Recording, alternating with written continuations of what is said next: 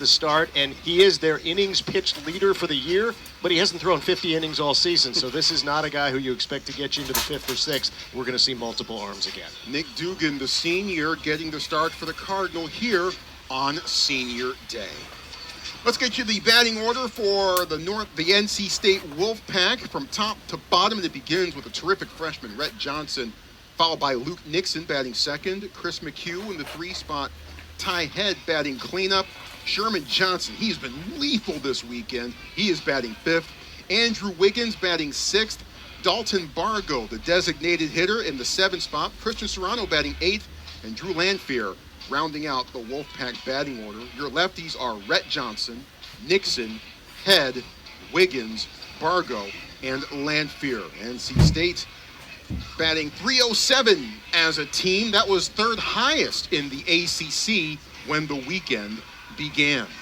Stanford Cardinal about to take the field here momentarily as they are in their final inspirational huddle, coming off of Senior Day festivities in which 8 young men were recognized for their contributions to this program for up to 4 or maybe even 5 years here on the farm. More on that and more on them as the show goes along, but Stanford trying to close out what could be a crucial series win for them if they're able to get it done today after being swept against Notre Dame in South Bend last weekend. And with the suddenly resurgent California Bears looming next weekend, Stanford best behooved to try to take care of business here today. Let's go ahead and give you the defensive order for the Cardinal. Jimmy Natai in left, Court McDonald in center, and Brock Sell in right. Around the horn, J.J. Moran at third, Charlie Bates at short, Eric Gian at second, Ichirushu Rentaro Sasaki, who had a ball yesterday that perhaps burned up upon re-entry. He's at first base. Nolan Stoll getting the look behind the dish for the Cardinal. And as Stanford takes the field, you see Nick Dugan accepting the ball from home plate umpire Mike Jarbo and about to take the mound for the start today, his 11th of the season, his 14th appearance of the year. Dugan overall 1-3 with a 7.47 ERA, 47 innings pitched, 63 hits, 44 runs, 39 of them earned, 40 strikeouts, 20 walks. Opposing batters hitting .315 against the senior from Eureka, California. And for a lot of college pitchers, command and control are problem number one. For Nick Dugan, he's just getting hit. I mean, you just read the numbers. When you've given up 63 hits in 47 innings, that's problematic. He's had pretty good control, especially the last few outings. And we talked about the bullpen philosophy for this Stanford team, so I would say that if Nick Dugan can get you 4 innings today, that is a massive win for the Cardinals. Yeah. It's mind-blowing because the pitching staff, the coaching staff, the brain trust, David Esker, Thomas Seeger, the Stanford pitching coach, had to change things around in early March or so, and that was the last time that a Stanford starting pitcher went 5 innings or more. And it was Nick Dugan who threw 5 innings against Pitt on March 13th as a starter that day. March 13th, I mean, think about that. Yeah. That is almost 2 full months ago. Not a single Stanford starting pitcher has gone 5 innings. It's remarkable. Well, Dugan did give the Cardinal 4 innings in his start in the series finale last week in South Bend. Did not factor in the decision, gave up 4 hits, 3 runs, all earned, walked 1, and struck out 5. NC State 31-18 on the year, 13-13, tied for 7th as the day began in the ACC. They're trying to make a move up. Meanwhile, Stanford 24-23 on the season, 11-15 and in 10th place in the league table. Stanford had won 7 straight at home. That streak snapped yesterday. NC State trying to win its first road series in conference competition here today. Beautiful day. 68 degrees, could be on our way up to around 74, 75 by the time the afternoon is done. Not a cloud in the sky. When you think of an early spring, actually no, it's more mid-spring now, but you get what I'm saying here. When you think of a spring afternoon here in Northern California, this is exactly what you envision. A slight breeze blowing out to center, and Rhett Johnson stepping up to the plate to get things going. Dugan rocks and deals, and away we go. The Cardinal and the Wolfpack. Enjoy the game, everyone. Red Johnson of the 23-game hit streak now after notching hits in both of the first 2 games of the series, although yesterday's was a bit of a cheapie. They all count. They don't ask how, they just ask how many. And Johnson slashing 407, 514, 485 on the season. He could very well become the first Wolfpack player to hit 400 for a season since Aaron Bates did it in 2005. Pretty sure Red Johnson wasn't even alive then. Pitch inside, and the count now 3-0 from Dugan to Johnson. That 407 average, second in the ACC. So, young man chasing a batting title as well. 3 balls and no strikes.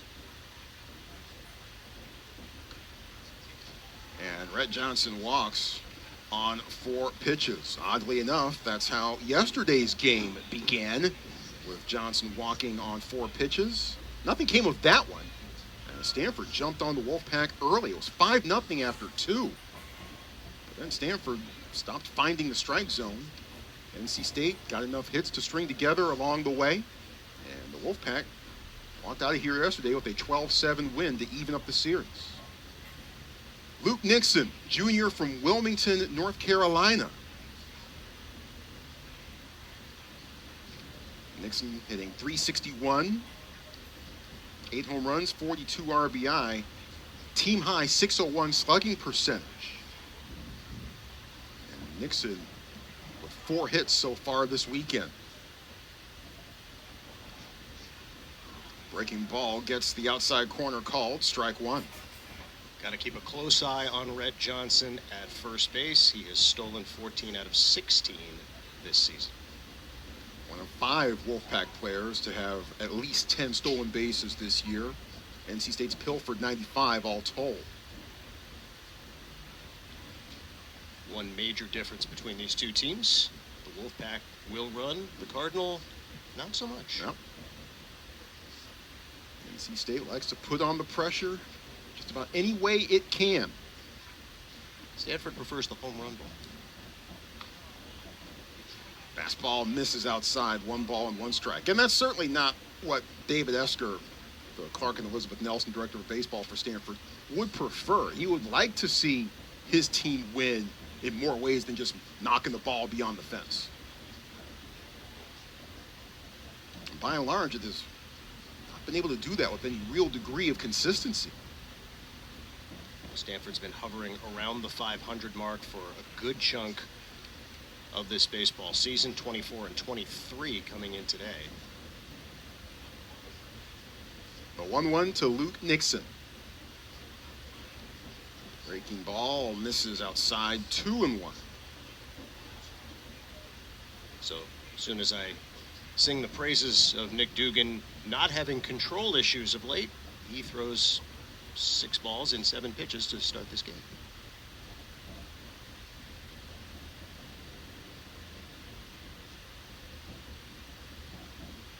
Off-speed swing and a miss. The count goes to 2-2. That's a good pitch, and Dugan has to command the secondary pitches. He has to hit his spots. He's not a guy who's going to blow you away with upper 90s heat. As you mentioned, Troy, 4 innings in his last game in Notre Dame, 4 innings in the previous game here against Florida State where he pitched well. So perhaps getting the stamina back for a guy who was their Friday starter to begin this season. Oddly enough, did not factor in the decision in either of those starts. In fact, Dugan has not factored in the decision as a starter since March 6th. That was a loss at Wake Forest. And that's a base hit for Luke Nixon, his 5th of the weekend. First and second, nobody out. Yeah, hottest hitter on this North Carolina State roster this weekend. It's 5 for 11 for Luke Nixon in the series. He has been terrific. Sherman Johnson in the 5 spot for NC State has really been the guy who's come up with the damaging hits. Chris McHugh doubled yesterday. He's a junior, a transfer from VCU. Chris is originally from Long Island, New York. And McHugh on the year hitting .311, 8 home runs, 47 RBI. Swings, misses. The off speed, nothing in one. Gorgeous day here at Sunken Diamond. 335 down the lines, 375 to the alleys, 400 straightaway center. Outfield fences are 8 feet high, 70 feet from home plate to the backstop. 2 on, no outs, and hitting the air, the center coming in. Court McDonald has a ways to go, and it drops in front of him. He had to play at third base. If he came up throwing, Johnson had to hold because of the proximity of the baseball to second base. He was only about 15 feet off the bag when that ball dropped. But McDonald was looking and thinking maybe the same thing about a force at second. I don't think he realized he actually had to play at third. Yeah, Johnson had to hold up there. You see bottom left of your screen. So Stanford perhaps with a chance there. NC State certainly with the chance here. Bases loaded, nobody out, and here comes Ty Head. You can't draw it up much better if you're NC State. Bases loaded, nobody up, and nobody out, and this guy at the plate. Head from Winter Garden, Florida. 91 miles an hour low and inside for ball one. Head slashing 282, 457, 564, and a team high 13 home runs.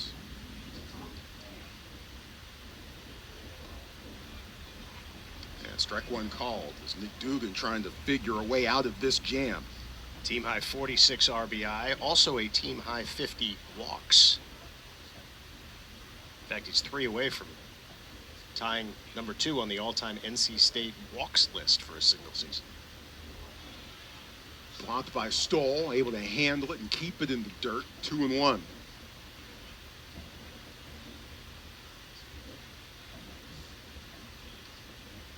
Rhett Johnson at third. Luke Nixon at second. Chris McHugh at first. And nowhere to put Ty Head as the count goes to 3-1. Well, to call this a dangerous pitch would be an understatement. Base is full of Wolfpack.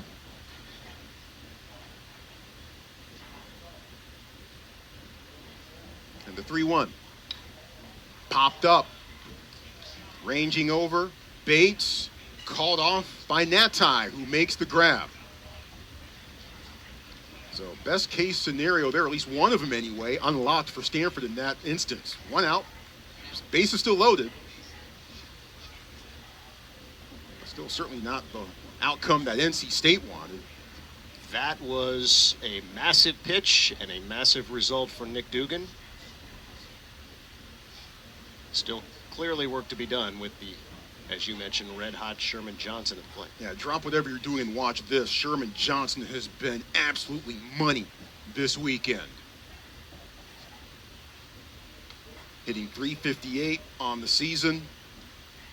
The junior from Loganville, Georgia, the transfer from McLennan, CC. Johnson 5 for 6 with a home run and 4 driven in so far this weekend. That home run, a 414-foot shot into the trees on Friday in left center. Fastball misses outside, 2-0. Johnson on an 11-game hit streak.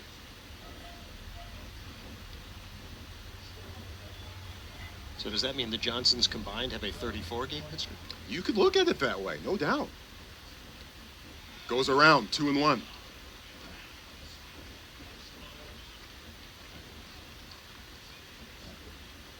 Sherman Johnson has had some big hits throughout this season.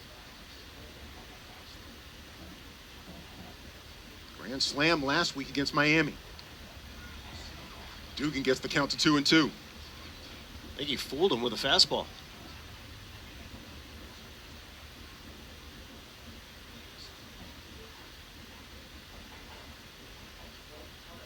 Two and two as Dugan looks in. Bases loaded, 1 out. On the ground, steps on the bag for one. The throw across the diamond, got it. Houdini. Nick Dugan somehow works his way out of it with a little help from his friends J.J. Moran with the 5-3 double play. So NC State with a chance. They get nothing out of it. It's NC State 0 and Stanford coming to bat. We'll keep it here and give you the Stanford batting order from top to bottom, beginning with Charlie Bates, who's getting a look in the leadoff spot. Teddy Tokheim hit 2 home runs yesterday. He's the DH, and he's batting second. Court McDonald in the 3 spot. Rentaro Sasaki batting cleanup. Eric Gion batting 5th. J.J. Moran batting 6th. Jimmy Natai in the 7 spot. Batting 8th is Nolan Stoll, and Brock Sell rounding out Stanford's batting order. Lefties are Bates, McDonald, Sasaki, and Stoll. Stanford batting .284 as a team. That was 11th in the ACC entering this weekend's action. Defensively for the Wolfpack in the outfield from left to right, Rhett Johnson, Ty Head, and Andrew Wiggins. Around the horn, Sherman Johnson at third, Christian Serrano at short, Luke Nixon at second, Chris McHugh at first, Drew Lanphier behind the dish, and on the mound to start for the Wolfpack is Heath Andrews, a junior from Fincastle, Virginia, 6'3", 194. Andrews about to make his 11th start and 12th appearance of the year, a 3-3 record and a 6.65 ERA. 47 in the third innings pitched, 55 hits, 38 runs, 35 of them earned, 40 strikeouts versus 27 walks. Opposing batters hitting .291 against Andrews, who has been in and out of the rotation of sorts, a rotation that was certainly hit very, very hard by the losses of their 2 aces in Ryan Marone, who still has a chance to return before the season ends, and Jacob Duden, who had his Tommy John surgery last weekend, so he is out for the year. Sinker slider, occasional changeup, 91 to 93 on the fastball for Andrews, and that's his most important pitch. He's got to command it, but wide range of outcomes with Heath Andrews. When he is on, he can be fantastic. When he is not on, well, the ERA is 6.65, and that tells the story. So Andrews called on to start for the Wolfpack. Perhaps go 5-6 innings or so, and then maybe turn it over to the bullpen from there. Charlie Bates has a different plan for Stanford. Bates getting a look in the leadoff spot. He's a sophomore from Palo Alto. And Andrews' first pitch, touch high for ball 1. Bates on the year hitting .273, 8 home runs and 30 driven in. 1 for 3 and drove in a run on Friday. Goes over here as he bites on the slider, 1-1. Bates from Palo Alto, which is right across the street from where we are on the campus of Stanford University. The 1-1. And also right across the street is Palo Alto High School, where Bates has his degree from. Diploma, I should say. You get degrees in college, not necessarily in high school. Correct. I have both. You would think I would know that. That's all right. Majored in baseball in high school. That's all right. I majored in NHL 95 here. Chicago Blackhawks were unstoppable. 3 balls, 1 strike. Chopper. Serrano sizes it up. Doesn't get the transfer cleanly, and the throw to first not in time. Yeah, the bobble cost him. Bates with too much speed to get away with that. And they will score that an error on the shortstop. So the young shortstop commits the error. And so Stanford gets the leadoff runner aboard. And here's Teddy Tokheim, freshman from Seattle. Hit 2 massive home runs in the early part of yesterday's contest as the Cardinals built a 5-0 lead. Pitch down low. Tokheim back on top. with a 349 batting average. Court McDonald had that for a few games, but he's cooled off a little bit in this series. So Tokheim now, the team high 349 batting average. Slugging 704 on the year.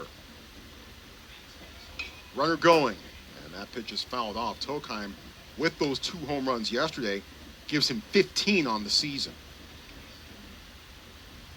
1 behind Rintaro Sasaki for the Stanford team lead, 40 RBI, 4 behind Sasaki.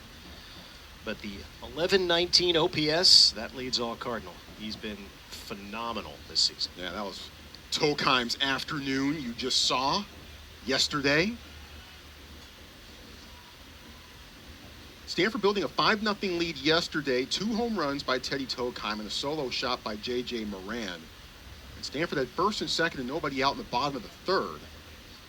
But then NC State turned to Sam Harris out of the bullpen, and the entire complexion of the game changed. Runner going, and this one is a fly ball to right. Wiggins goes over, makes the grab, and Bates scampers back into first. And he had to scamper because he couldn't find the baseball. He was standing on second base and looking around to see where it was. Likely deked by the Wolfpack middle infielders. So that's Court McDonald on your screen right now. Senior from Arlington, Texas. Had a 6-game hit streak snapped yesterday, going 0 for 5. Still hitting .345 on the year with 3 home runs and 18 driven in. Yeah, the entire complexion of the game changed. Bottom of the 3rd inning yesterday, Stanford had first and second with nobody out. But then Sam Harris came on, struck out the first batter he faced, then induced a crucial 4-6-3 double play. Post play at first, Bates back in safely. Bates, team best 10 stolen bases this season. And Harris really was the hero in a lot of senses for NC State yesterday, throwing 6 1/3 solid innings, helping to save the Wolfpack bullpen. Now, there's one pitch from Harris that I'm sure he'd love to have back, and that came to Rintaro Sasaki, who just straight up destroyed the baseball, hit it 476 feet and 10 inches. No, that's not a typo. Pitch to McDonald. Outside for ball 1. Opposing base runners 47 out of 60 against this NC State team. Andrews obviously paying close attention to Bates, who is the Cardinals' stolen base leader. 10-14. Strike call by home plate umpire Mike Jarbo. Reed Basner is the first base umpire for today. Joseph Blumenauer at second, and Will Posey is at third.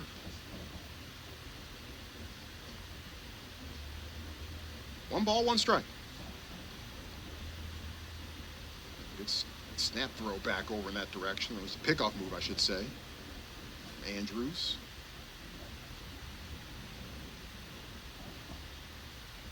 One ball and one strike.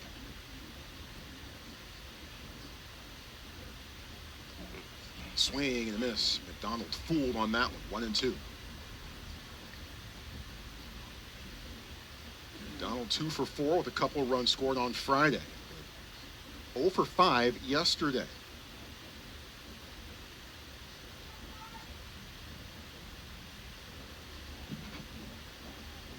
Back to first once again. McDonald led the team in 2024 with a .325 batting average.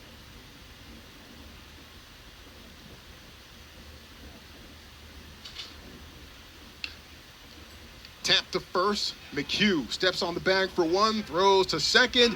Got him there too. The 3-6 double play. And the side is retired. 1 inning in.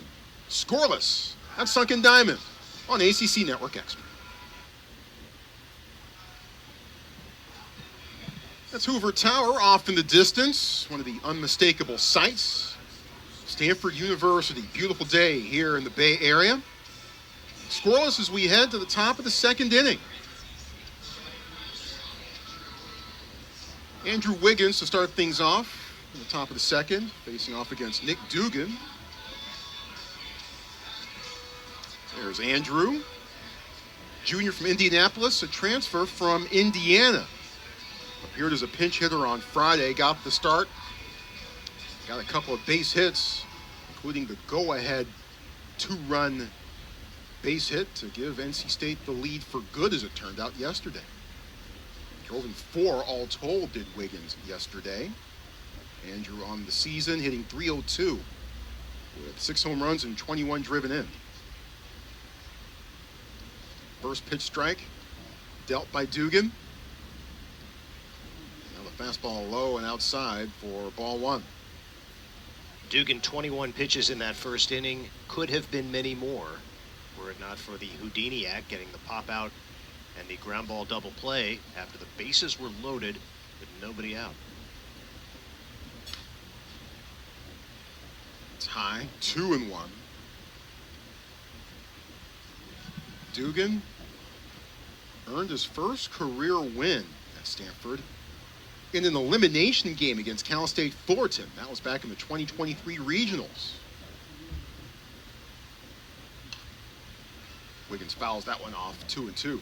Stanford advanced out of those regionals, and they advanced out of the supers here too. I believe that was the year with just that jaw-dropping finish in which Texas, the outfielder, dropped the ball in the outfield and allowed Stanford to score the Omaha clinching run. Still can't believe that happened. That was almost 3 years ago. Crazy. Full count. Dugan, part of that 2023 squad, the most recent Stanford team to make it to Omaha, and as of now, the most recent Stanford team to make it to the NCAA tournament. Reaches out, fouls that one off. The path for Stanford to make it to this year's tournament, extremely slim. Stanford in danger of missing the NCAA tournament for 3 straight seasons for the first time since 1980. It has been an amazing run of baseball over the last 65 years here at Stanford. Excuse me, 45 years. Bad math. Fouled off, and we'll do it again. That's okay. You didn't major in math here. I was told there would be no math. It's baseball, man. It's all about numbers. I guess that's true. You kidding me? You can't avoid it. No matter how hard you may try. I can read the numbers as long as I don't have to calculate the numbers. Got him looking. Called strike 3. Nick Dugan sends Andrew Wiggins back to the dugout. Fastball inside corner. Perfect pitch. First strikeout for Nick Dugan, who is, again, not a strikeout artist, but he will certainly take them. Brings up Dalton Bargo. Bargo, a senior from Omaha, Nebraska, transfer from Tennessee.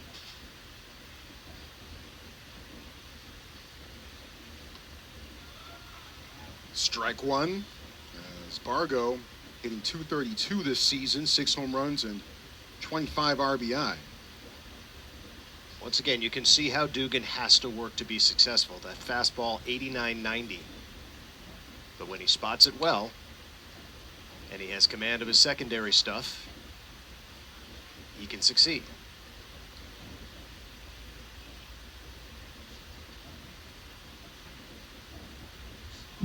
One ball and 1 strike.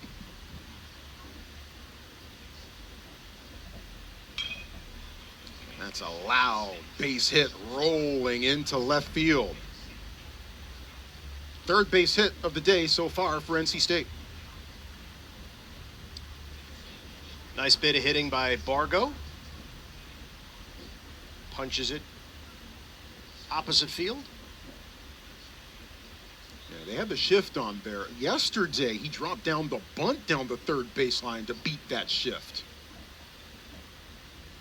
So Bargo aboard for Christian Serrano, the freshman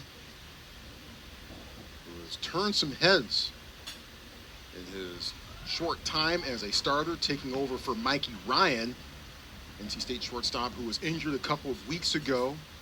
Serrano responded by getting 6 hits in the series against Miami last week.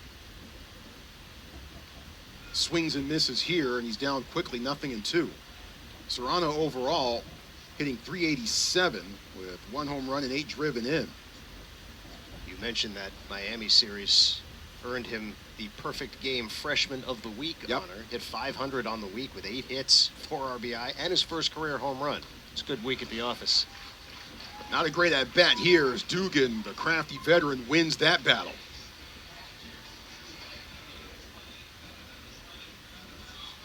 Second strikeout of the afternoon, Dugan with the filthy stuff. Bottom of the order for NC State now with Drew Lanphier, redshirt junior, coming to the plate.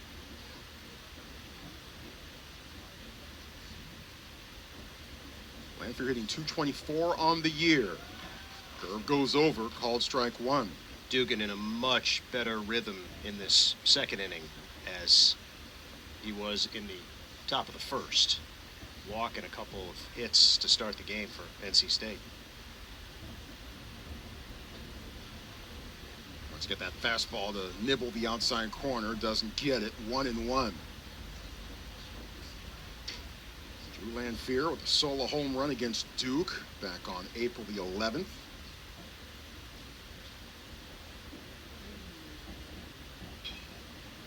Fly ball to center. McDonald has a beat on it and makes the grab for the 3rd out. Wolfpack get one on, but leave him there. 1.5 innings in. Scoreless at Stanford. That's Rintaro Sasaki. Will be the first batter due up for the Cardinal. Last time he was at the plate was yesterday, and he did this. Just an absolute crusher.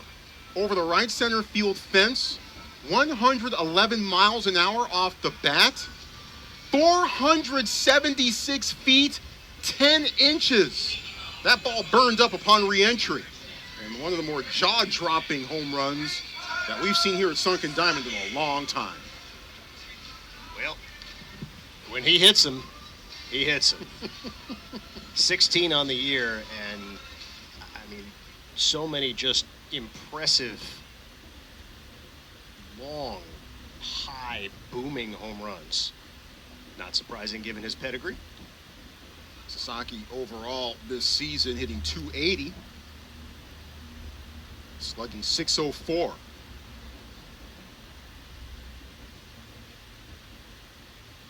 No balls and 1 strike.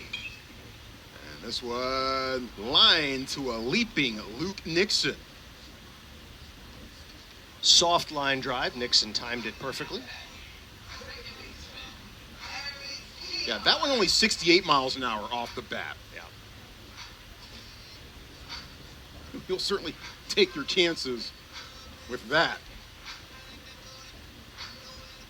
Eric Gion coming to the plate, junior from Fullerton, California.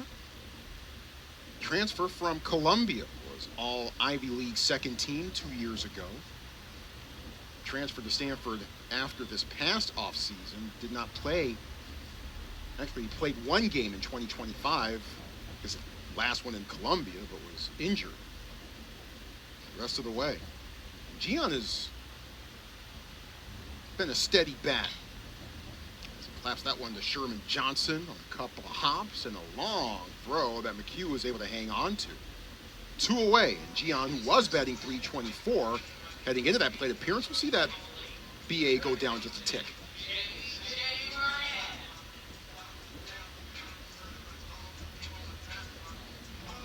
Here's J.J. Moran. Sophomore from San Diego. A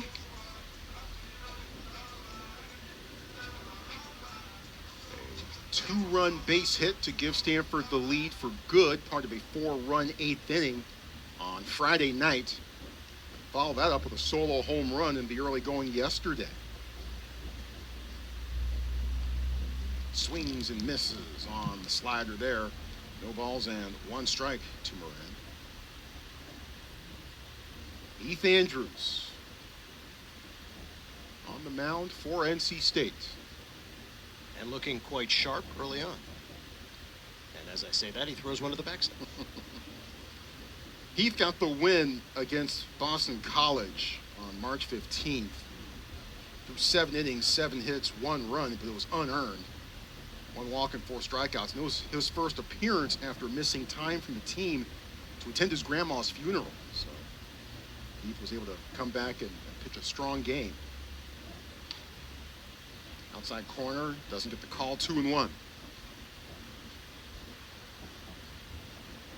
Moran hit 259 in limited action last year, 257 as an everyday player this year.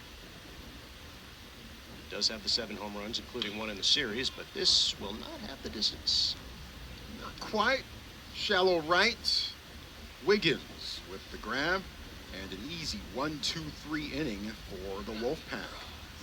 No score here at Sunken Diamond between NC State and Stanford. 3rd inning, straight ahead on ACC Network Extra.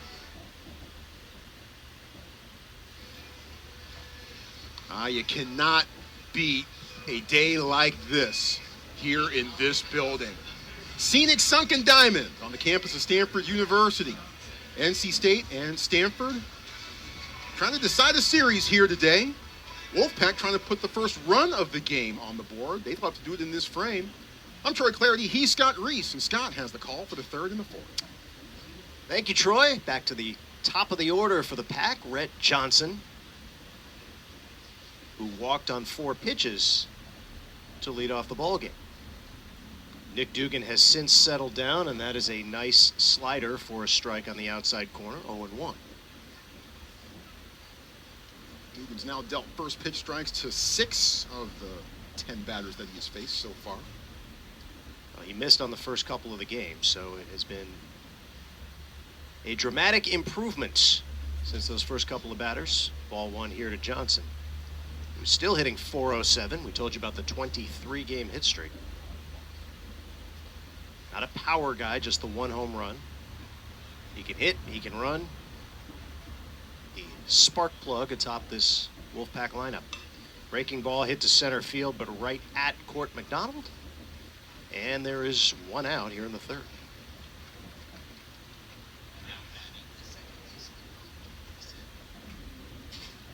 Well, remember when this was a bases loaded game in the top of the 1st inning and nobody out, and you're starting to maybe think to yourself, if you've got Stanford affiliations, oh boy, here we go again. Not quite the case. No, if you're NC State affiliated, you're thinking picking up right where we left off yesterday with those 12 runs. Keep adding on, but Dugan was able to work out of it in the 1st with a pop out and a double play ball, and he's been terrific since. Missed the corner there. 1-0 to Luke Nixon, 364 with the 8 home runs. Now, of course, there's still a lot of ball left to be played. In fact, by this time yesterday, Stanford fans were saying, hey, we got this one in the bag. Nope. Not in college baseball. Foul back toward us.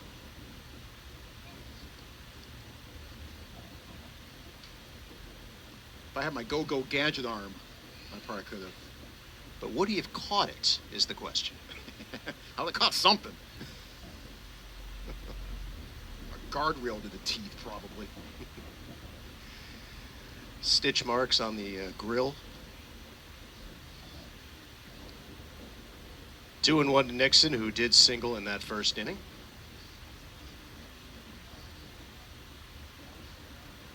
And Nixon just 1 of 11, 1 for 11 in the series last year against Stanford. And fared better so far this time around with 5 base hits this week. 5 for 11 would be better, and there's a nice play by Sasaki at first base. He will beat Nixon to the bag for out number 2.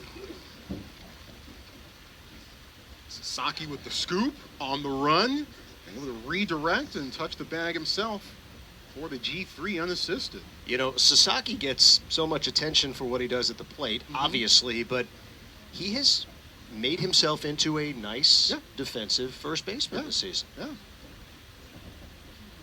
Making nice little picks. Yeah. And stab, seen him having to stretch a couple of times or so. Chris McHugh stands in. Singled in his first at bat back in that first inning, and that was the hit that loaded the bases with nobody out. McHugh, the transfer from VCU. It's a basketball school. They've done some things over the years. NC State basketball is a thing too, I'm told. Indeed.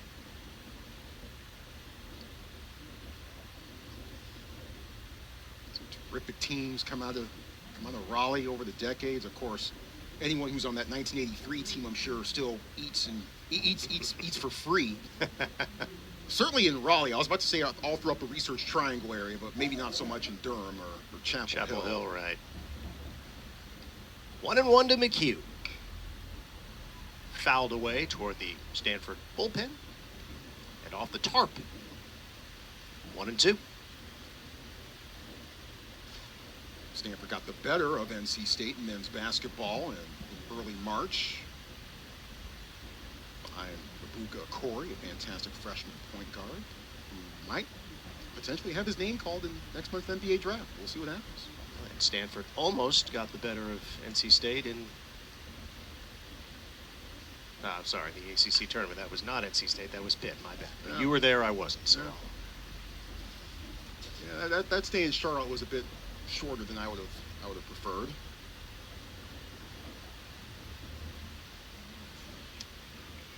One and two to Chris McHugh. Dangerous hitter, 314, 8 home runs, 47 RBI. Fastball bounces.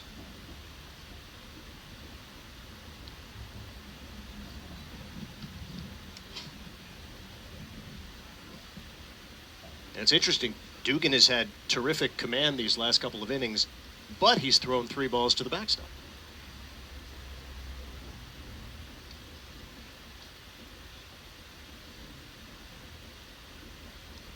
Two-two pitch, and make that 4 balls to the backstop.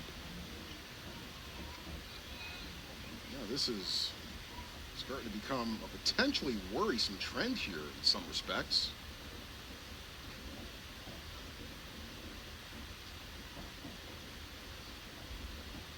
Dugan just kind of exhales and regroups and resettles himself. Payoff pitch, bounces again. So you're right, Troy. The last 3 pitches of that at bat, strangely troubling for a guy who, since the end of that first inning, had been cruising right along. And that'll give Ty Head a chance to hit here in the 3rd. Head was the player who had that golden opportunity in the first inning. Bases loaded, nobody out. Yep. Sitting on 13 home runs to lead the team, but he popped up to shallow left field.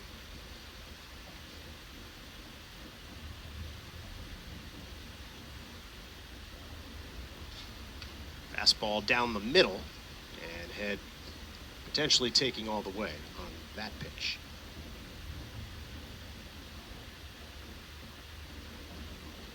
37th start of Nick Dugan's career, senior. His first start came in his collegiate debut, February 19th, 2023 at Cal State Fullerton. Went just 2/3 that day and got touched up for 5 runs, all earned. But has become a stalwart, no matter what role he's been asked to play in his 4th year in the program. Cues one off the end of the bat. J.J. Moran across the diamond, and the inning is over. So no runs, no hits, a walk, a man left. Going bottom 3 here at Stanford. Cardinal, Wolfpack, scoreless.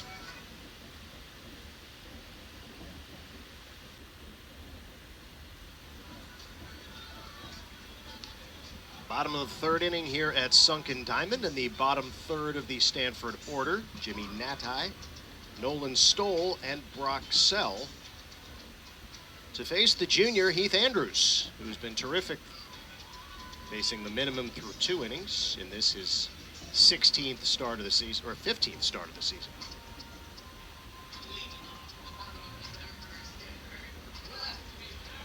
And the senior Natai from Sydney, Australia, will stand in.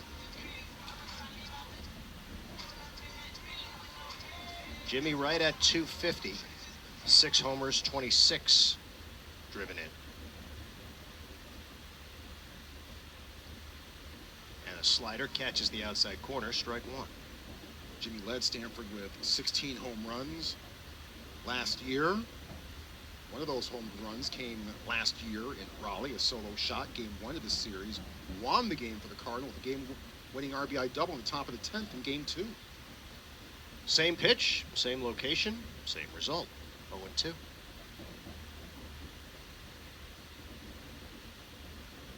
Stanford has had one base runner. That was Charlie Bates on an error in the first inning. Yeah, both teams getting out of their respective halves of the first inning with big double plays.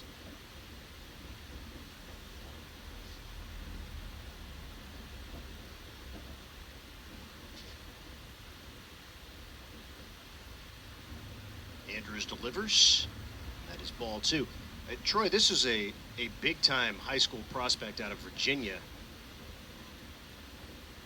He threw 42 innings as a senior and had 103 strikeouts.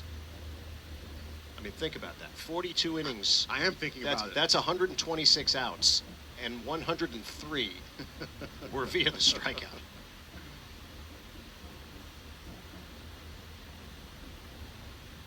He'd love one here, but Nati has worked the count full at 3-2.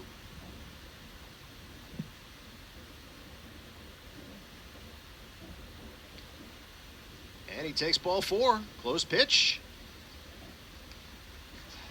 But a good at bat for Jimmy Nati, leading off this third inning for Stanford. Yeah, started off 0-2, and Nati appeared to be in a bit of trouble, but able to battle back a little bit, and Andrews just loses him. We'll see what Stanford chooses to do with Nolan Stoll, who is the backup catcher, getting the start today. Has shown he is adept with the bat as a bunter, if David Esker chooses to go that route. Scoreless game here in the third. But instead, he will apparently be swinging away, although he takes ball 1. So that's 5 straight now out of the zone. No, they called that a strike. I didn't see the signal from Mike Jarbo, but apparently it was just understood that it was a strike. I gotta rechange that notation in my scorecard. There goes the runner and a foul ball. So that's the second time Stanford has turned a base runner loose, and a second time the pitch was fouled off. Hit and runs have not been Stanford's friend this season. Bunting has not been Stanford's friend this season. It's been a little tough watching the Cardinal, and it's been a little tough for them to manufacture. Yes, manufacture and execute situational plays. Runner not going here. Snap throw to first, and a nice pick at first base by Chris McHugh.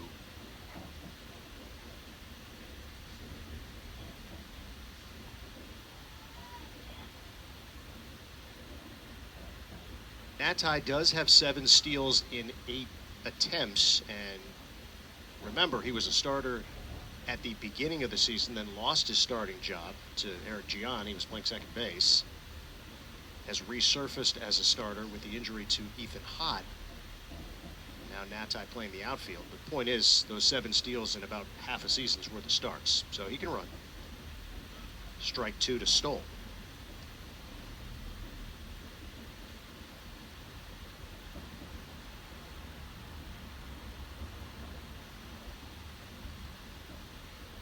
Two and 2 to the Cardinal catcher.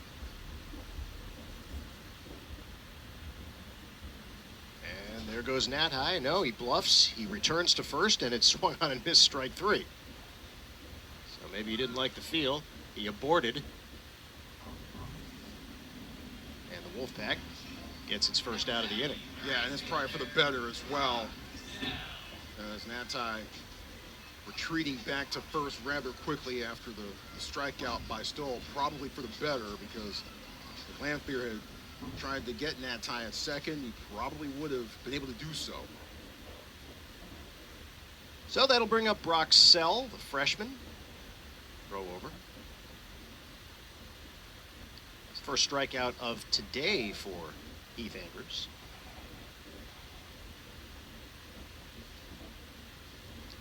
Zell hitting .266, another guy who was slated to be a starter at the beginning of the year.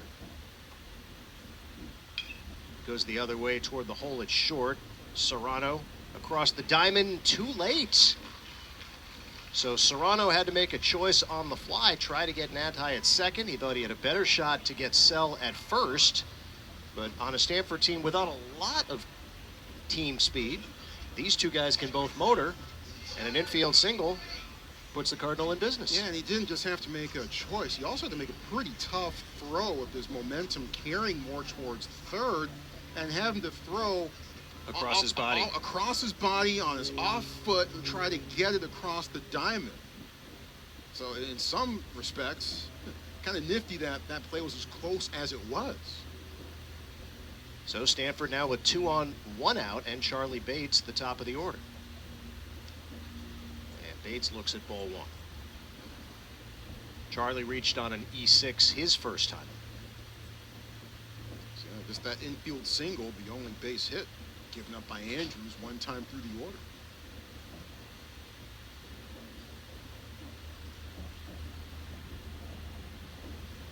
Off the plate, ball 2.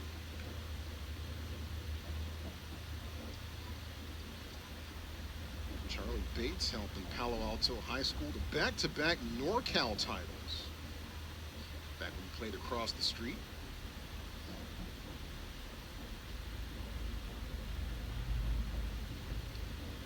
And he looks at ball 3, and all of a sudden, Keith Andrews' command has eluded him. He walked Natai to start the inning, struck out Stoll. Infield single by Brock Zell, and here we are, 3-0, and a mound visit coming up. Yeah, and didn't just walk Natai, but walked him after going ahead 0-2. Yeah. Perhaps Clint Chrysler, the NC State pitching coach, has some thoughts. Sure, noticing the same things that we are up here, and he's the expert, so I'm sure that he has more thorough thoughts on how Keith Andrews can improve going forward. I know what that thought's going to be. Throw strikes? Throw it over the plate. But this is look, big pitch coming up here, a big couple of pitches potentially. If you lose Bates, not only are you loading the bases with 1 out, but you're doing so with the meat of the Stanford order coming up. And we've seen what Teddy Tokheim can do with his 2 big home runs yesterday. Court McDonald got a couple of hits on Friday, and Rentaro Sasaki is murdering a baseball yesterday. And they are starting to scurry in the NC State pen.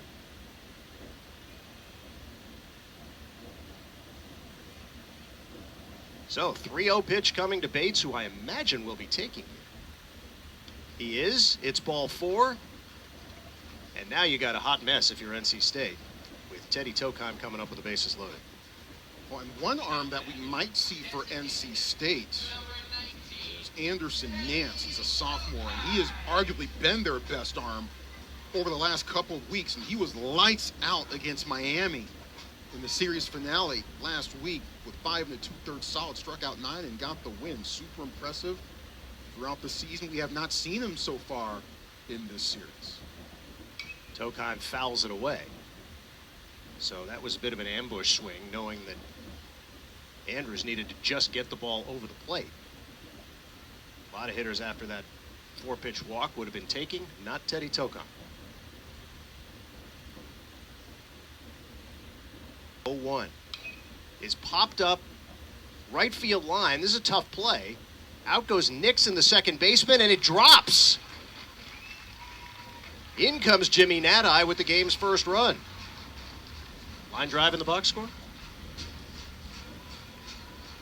Well, that's a tough play for Nixon to try to make. I'm somewhat surprised that Wiggins maybe didn't quite call him off there, because he certainly was coming in on it and had a better angle on it, with Nixon trying to make that catch with his back to home plate and traveling all of that distance.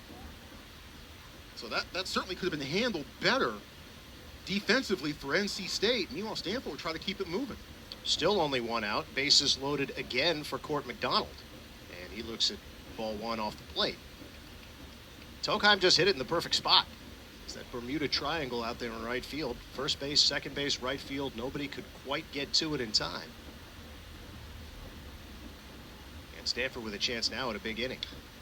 And there's a high fly ball right center field. Ty Head moving over, calls off Wiggins, makes the catch. And Sell will tag and score, so it's 2-0 Cardinals.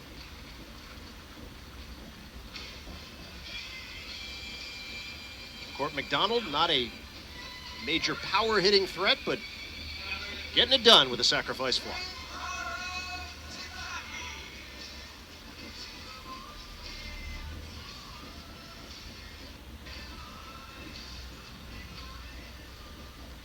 And now the big fella, Rentaro Sasaki. Showed you the 476-foot home run that he hit yesterday. Sorry, 476 feet, 10-inch home run.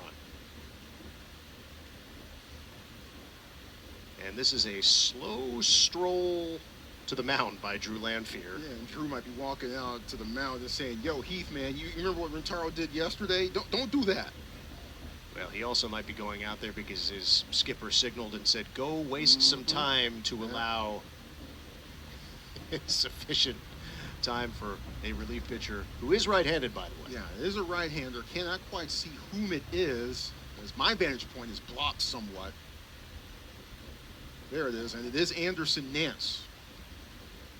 As expected. Our crew is on it. Thanks, fellas. And ladies. And now we have confirmation that the slow walk was purposeful, as Elliot Avent will make the call to the Wolfpack pen in what is obviously a pretty important situation in this baseball game. Only the third inning, but Stanford already with 2 on the board. Rentaro Sasaki looming, and 2 runners on base. So we'll set the scene with the new Wolfpack pitcher in just a moment.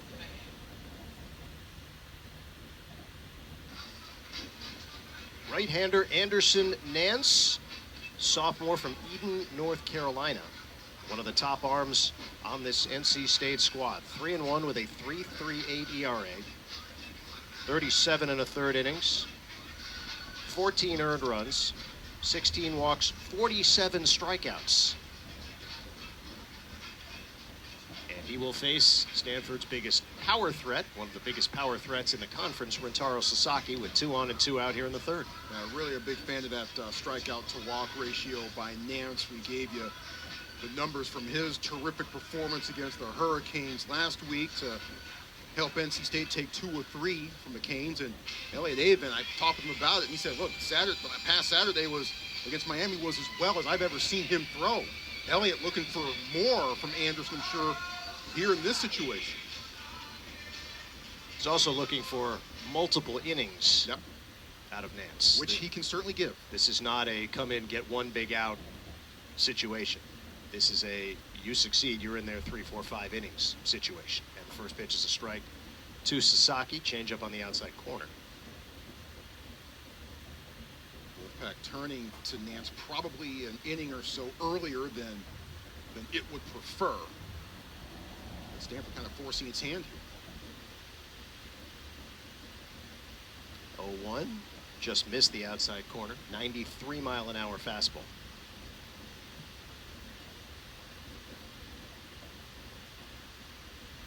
Sasaki not only with the 16 home runs, but the batting average has climbed in recent weeks. Up to 279. Off the plate, 2-1.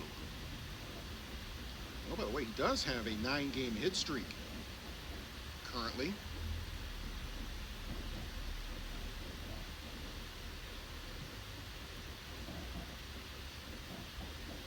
The 2-1 pitch is roped down the right field line, foul. Not out in front of that. 96 off the bat. That's all. Yeah. Seriously, when I looked over and saw that was that home run yesterday went 476, I thought it was broken. I thought the machine was broken. Yeah. I mean, we did have the power outage here in the press box on Friday night. 2-2, runners go, and the pitch is a mile high. I mean, way up there. Sherman Johnson waits for it to come down, makes the catch. So interesting that Stanford had the runners moving on 2-2 to Sasaki. But it is academic. The Cardinal do get a couple of runs on a couple of hits, and they leave 2. And at the end of 3 complete here at Stanford, Cardinal 2, Wolfpack nothing.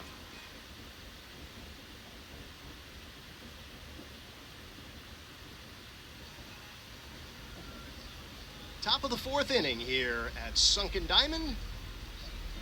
Stanford leading NC State 2-0, and Nick Dugan back to work.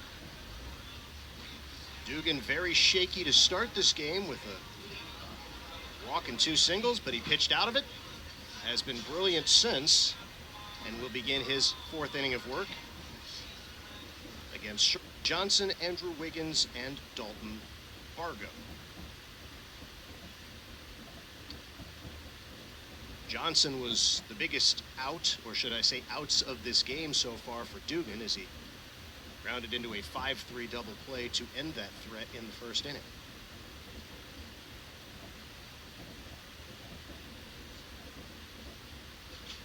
"56 pitches for Nick Dugan, who, as we mentioned, has gone exactly 4 innings in his previous 2 starts. Start before that against Miami lasted only 2 innings. Well, Stanford able to get 2 in the bottom of the 3rd, but an inning that could have been bigger, especially with NC State going to perhaps its best pitcher right now. We'll see how large that looms. 2-1 to Johnson, who's having a tremendous series. 5 for 7. Hitting .355 on the year, 6 homers, 40 driven in. 2-1. Curveball belted left field, pretty well hit. Back goes Nat-Eye to the track at the wall, and it is off his glove and over the fence. Jimmy got leather on it, and it bounced over the wall near the 375 sign for a home run.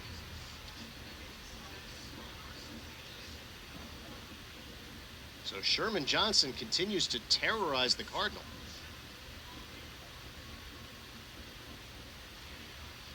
Another look. Nat-Eye, good route, good timing.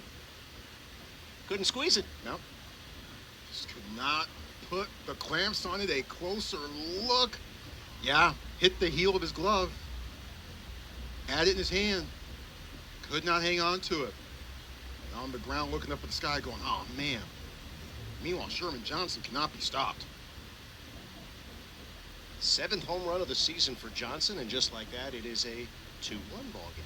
I do have a vote for ACC Players of the Week. if his name is not at least on my ballot, there ought to be an investigation. Wiggins squares to bunt. Takes inside.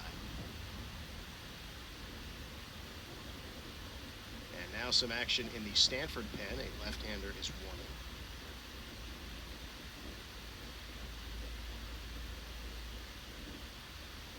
They kept Sherman in the 5 spot all weekend. So I'm surprised they haven't boosted him up maybe a spot or 2 as we've gone along. But I would trust Elliot Avent and the rest of the NC State coaching brain trust. They have a lot more information than I do when making decisions like that. It's the if it ain't broke, don't fix it theory. 3-0 pitches in there for a strike.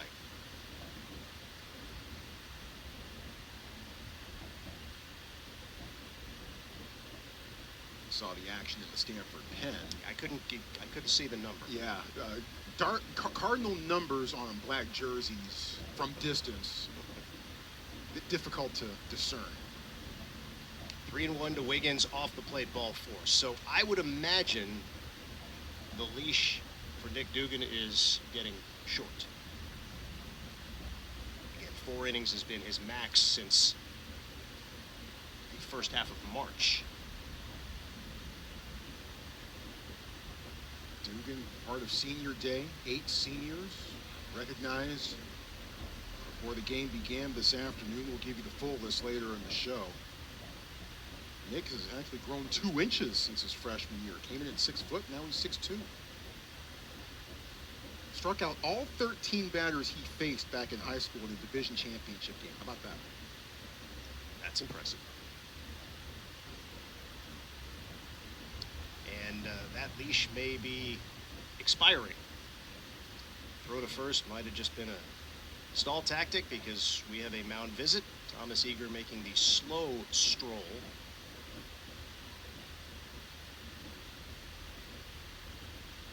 Andrew Shaw, the left-hander, would appear to be ready.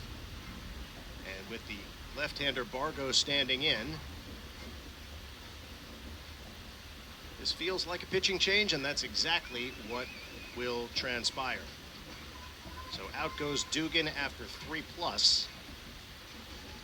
Certainly kept Stanford in it. We'll tell you more about Andrew Shaw in just a moment.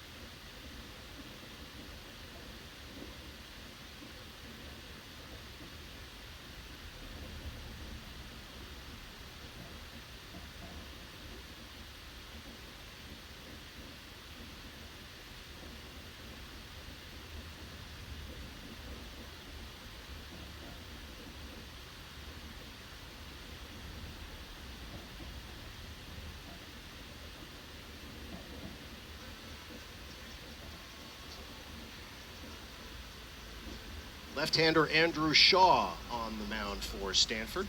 1-0 with a 3.46 ERA. 26 innings, 34 hits, 8 walks, 22 strikeouts, and he has become one of the more trusted arms out of the pen for David Esper. Shaw got the start on Friday through an inning in the third, was charged with a run. It was earned. Ironically enough, that run was a home run by Sherman Johnson to make it at that point a 2-1 ball game. Ironically enough, that's where we stand right now. So history doesn't repeat itself, but sometimes it rhymes. Well, he will not have to deal with Sherman Johnson, who has already hit his home run in this inning. He will have to deal with Dalton Bargo, who singled in his first at-bat in the second. Andrew Wiggins on first base. Nick Dugan, 3 innings plus, 4 hits, 1 run, 3 walks, 2 strikeouts, and of course the runner on first would be his responsibility. First pitch swung on and missed, strike 1 by Bargo. David Esker says that the fellows just could not seem to hit Andrew Shaw during fall ball.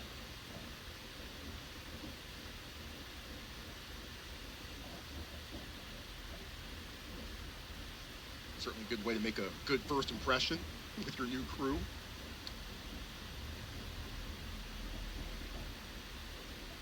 1-1 the count.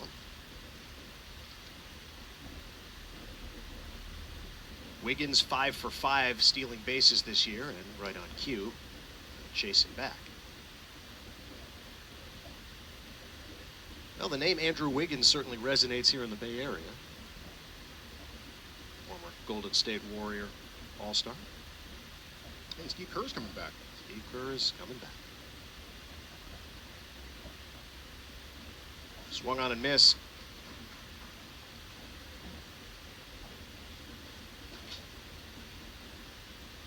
Of course, there was NC State baseball tied to Bay Area baseball up until yesterday anyway. Patrick Bailey, former NC State catcher, and Right.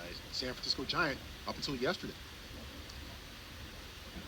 Wiggins caught off first base, but Stoll's little throw to check him down there, and he It's too late on the throw. It's 2-2. Yeah, I think that hesitation cost him. Very much so. Yep. Wiggins very much unsure.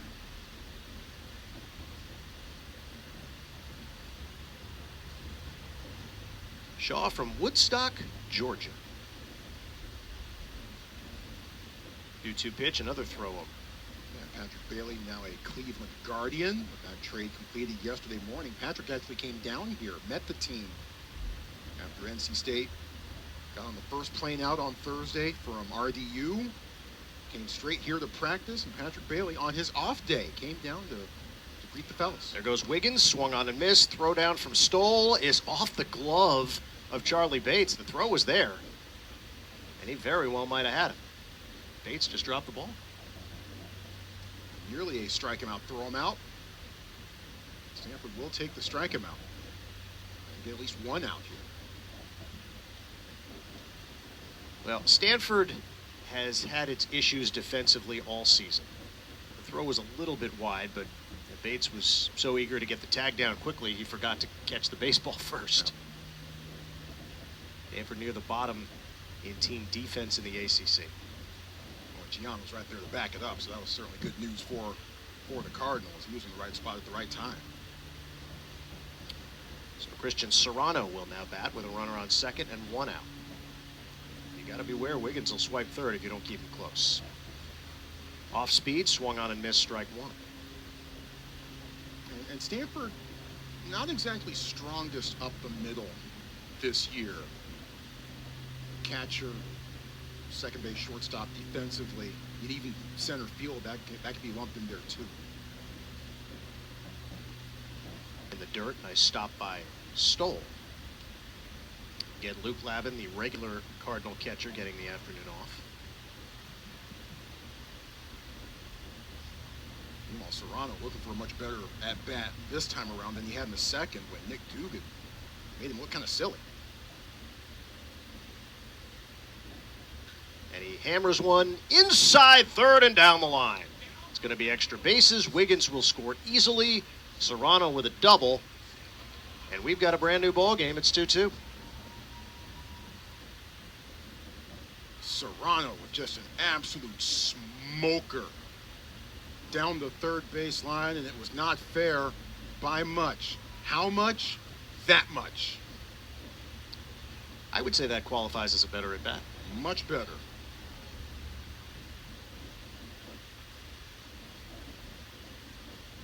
So North Carolina State gives up two in the bottom of the third, comes right back with two of its own here in the top of the fourth. And we've got a tie ball game with Drew Lanphier coming up. Exactly what it needed to do. And a ball to Lanphier, 222, 3 homers, 22 runs batted.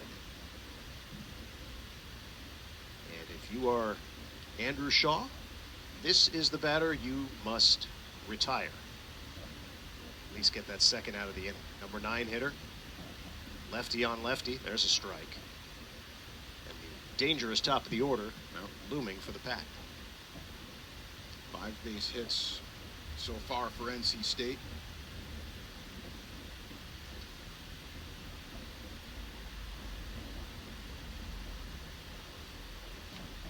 Outside corner, strike 2. They didn't get their second base hit of the game yesterday until the 5th inning. Both of those early base hits were both bunt singles. But they didn't really need to because Stanford kept walking batters all afternoon. 1-2, fouled away. Protective swing from the Wolfpack catcher. Stanford pitchers issued 9 walks yesterday. That is not ideal. David Esker, coming into the series, was looking for 2 things from Stanford.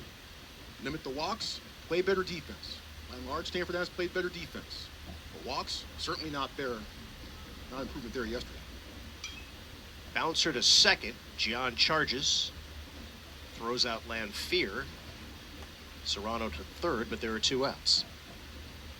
Well, Stanford hasn't committed an error technically in the series. No. However, Bates dropping that ball on the stolen base in this inning, which turned out to be Pretty important given that base runner came right around to score. A dropped ball by Luke Lavin yesterday on the first and third play that ended up tying the game at 5 apiece.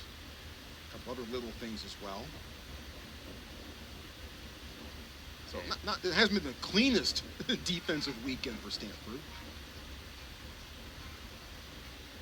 Another conversation and perhaps another pitching change.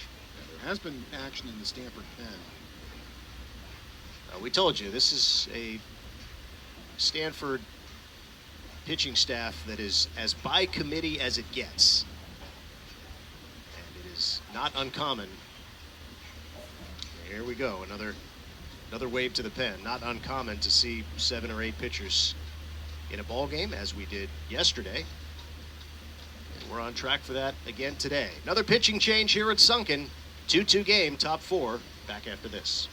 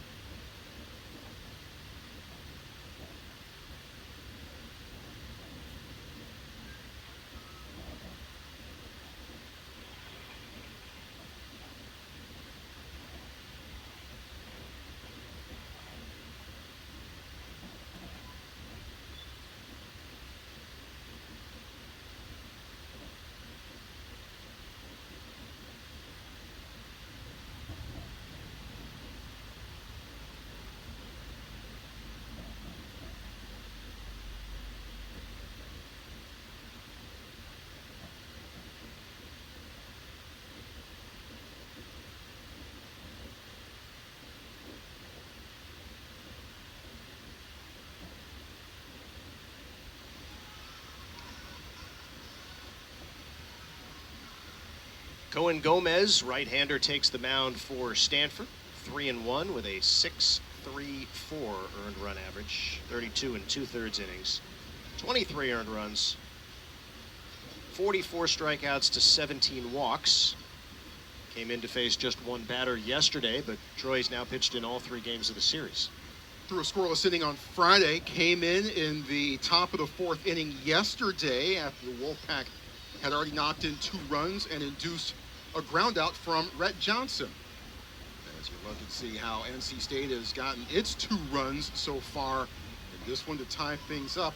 Oh, by the way, Cohen Gomez coming in, top of the 4th inning, and he's about to face Rhett Johnson. Again, history doesn't repeat itself, but sometimes it rhymes.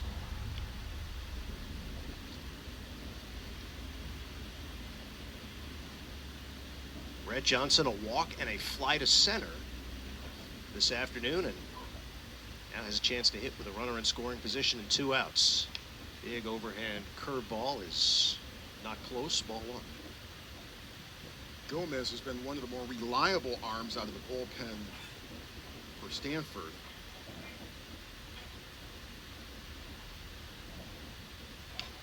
Ground ball to second. Gian gobbles it up, and the inning is over. But the Wolfpack answer Stanford's 2 with 2 of their own, going bottom 4 here at Sunken Diamonds. Deuces wild.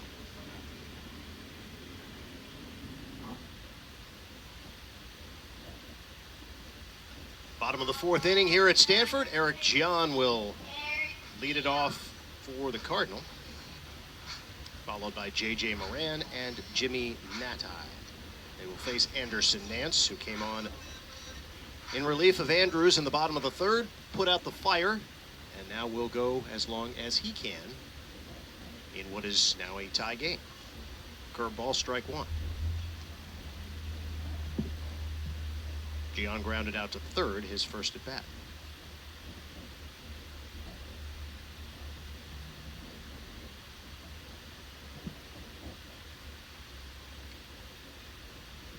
And he picks the corner with a 94-mile-an-hour heater.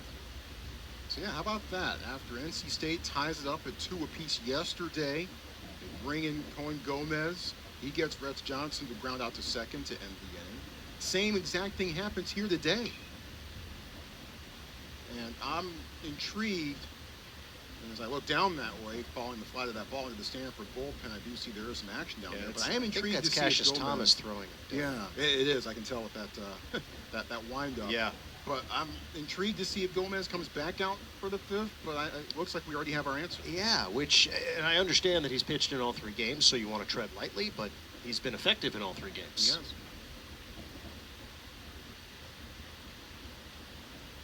In the meantime, 0-2 to Gian, and that's outside ball 1. 95 on that pitch from Nance, so he can get it up there with the fastball. Nance on May 15th last year threw 3 2/3 scoreless against Stanford and got the save. Gian skies one to right. Wiggins makes the catch for the first out.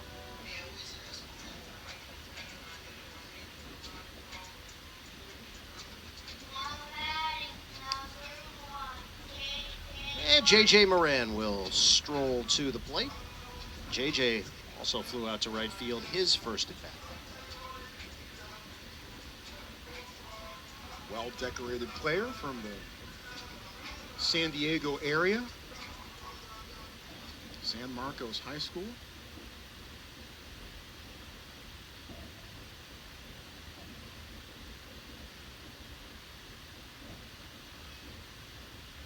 Strike 1 to the Cardinal third baseman. Checks in at 255. 7 home runs, 36 runs batted in.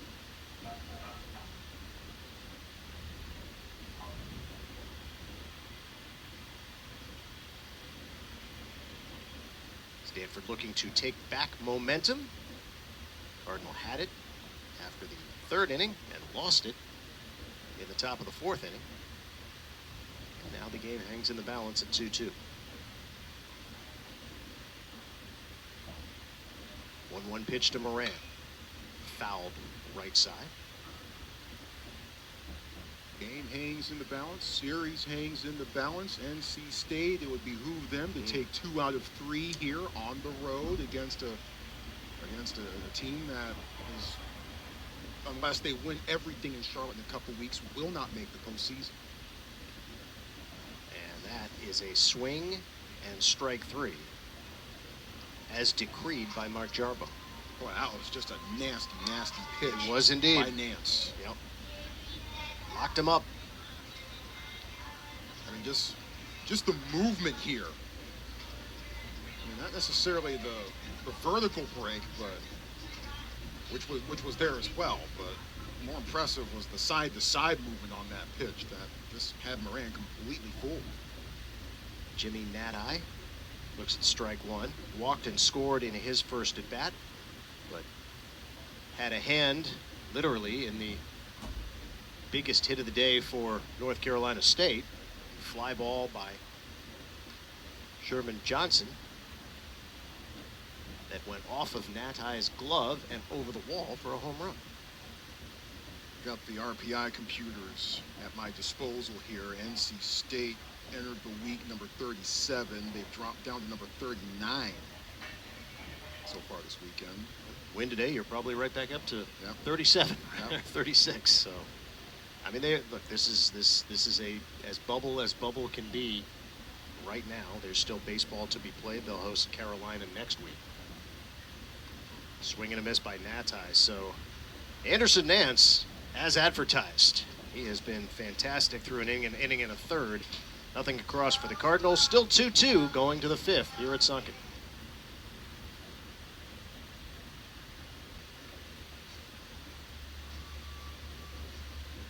Back on the campus of Stanford University, 2-2, Cardinal and Wolfpack. Top of the 5th inning. And to tell you about Stanford's 4th pitcher of the afternoon, my man Troy Clary. When the Mary Jane girls are playing over the Sunken Diamond PA system, that can only mean one thing. That's the entrance music of one Cassius Thomas, the senior from LA, the transfer from Duke. A righty, 6'2", 207 pounds. Cassius has done well this year. 1-2 with a 3.95 ERA. Does have one save to his credit. About to make his 25th appearance of the year. 19 strikeouts versus 16 walks in 27 in the third innings worth of work, but he has still been effective for much of the season. Interesting you say 25th appearance. I feel like it's been 45 appearances. Well, it's part and parcel of what happens when Stanford has to run 5-6 different guys out there every single day. I feel maybe it's just the games that I've broadcast, but Cassius Thomas has pitched every single one of them. Yeah, not mad at Cassius Thomas's entrance music, although when it begins, at first I start thinking it's Smooth Operator by Big Daddy Kane. Now, you can't lose there either.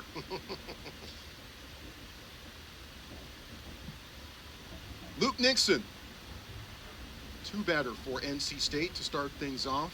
Nixon singled in the first, grounded to first in the third. Nixon with a 2-home run day against Miami last week. And he once again has a 2-hit day here this afternoon. Give him 6 base hits on the weekend.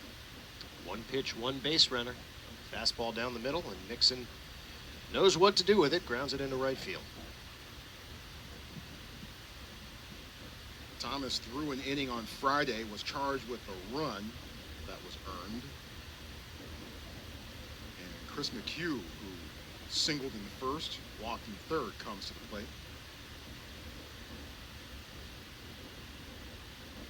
Fouls it off. NC State, small sample size, 2 pitches, but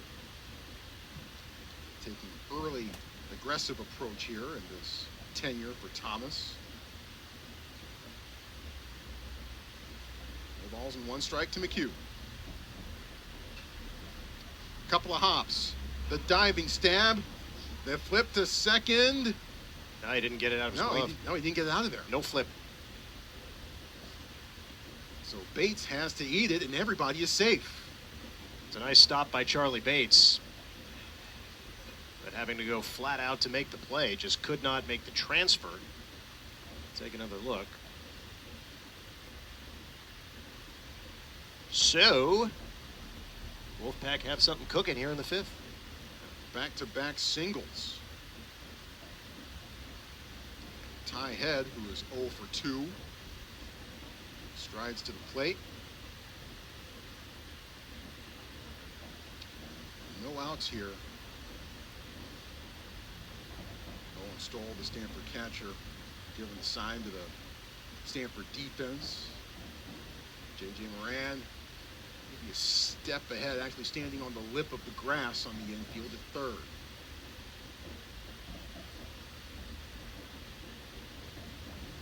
I showed bunt, pulled back, pitch high. Interesting with the cleanup hitter and leading home run hitter at the plate for North Carolina State. Then he would square to bunt. Does it again, 92 miles an hour, well inside, 2-0. And if you're Cassius Thomas, if he wants to bunt, let him bunt. Throw it over the plate.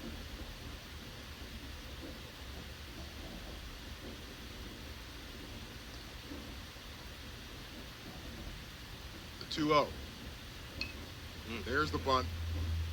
Moran calls off Thomas. The throw, the first is in time. Just in time.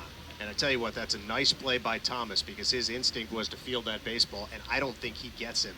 He peeled off at the last moment and allowed J.J. Moran, who had the momentum going toward first base, to make that play. Here it is.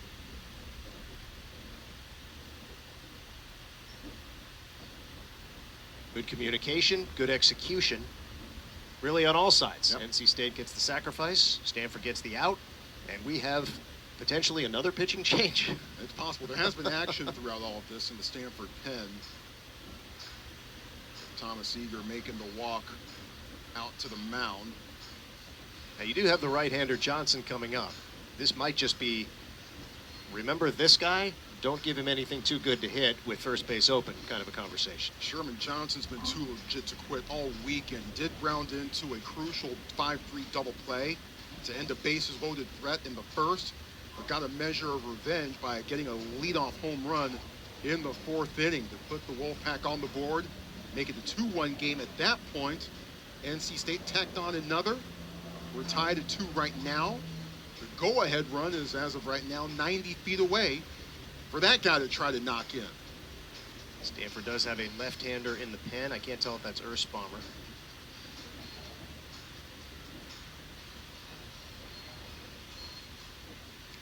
Conference done. Gonna stick with Thomas here.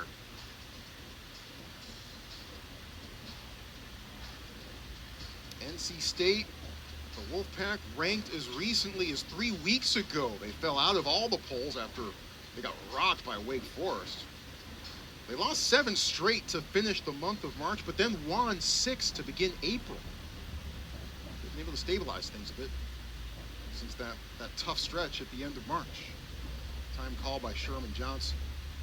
Runners at second and third. With 1 out.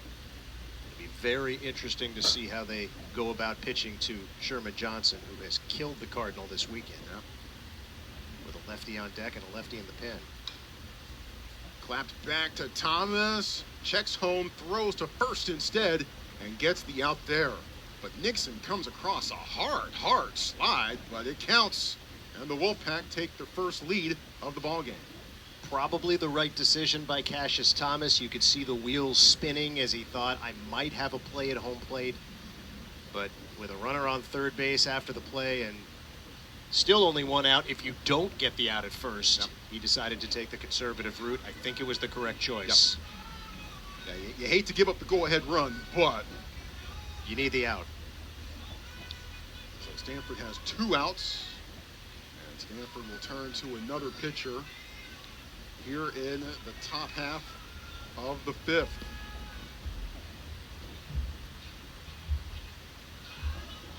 There he is. We'll get a positive identification on him in just a moment. 3-2, NC State with its first lead. Trying to tack on some more. Stanford trying to keep it a 1-run game. Back to Sunken in a moment on ACC Network Extra.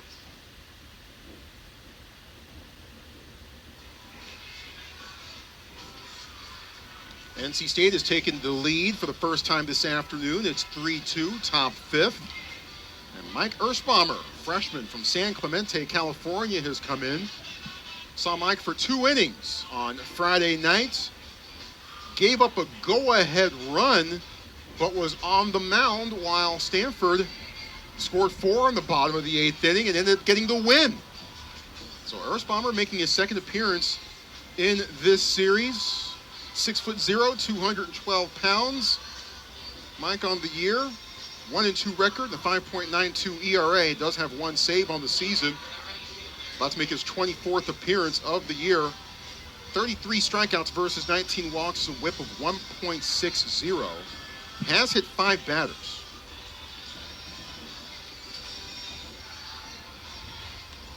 Andrew Wiggins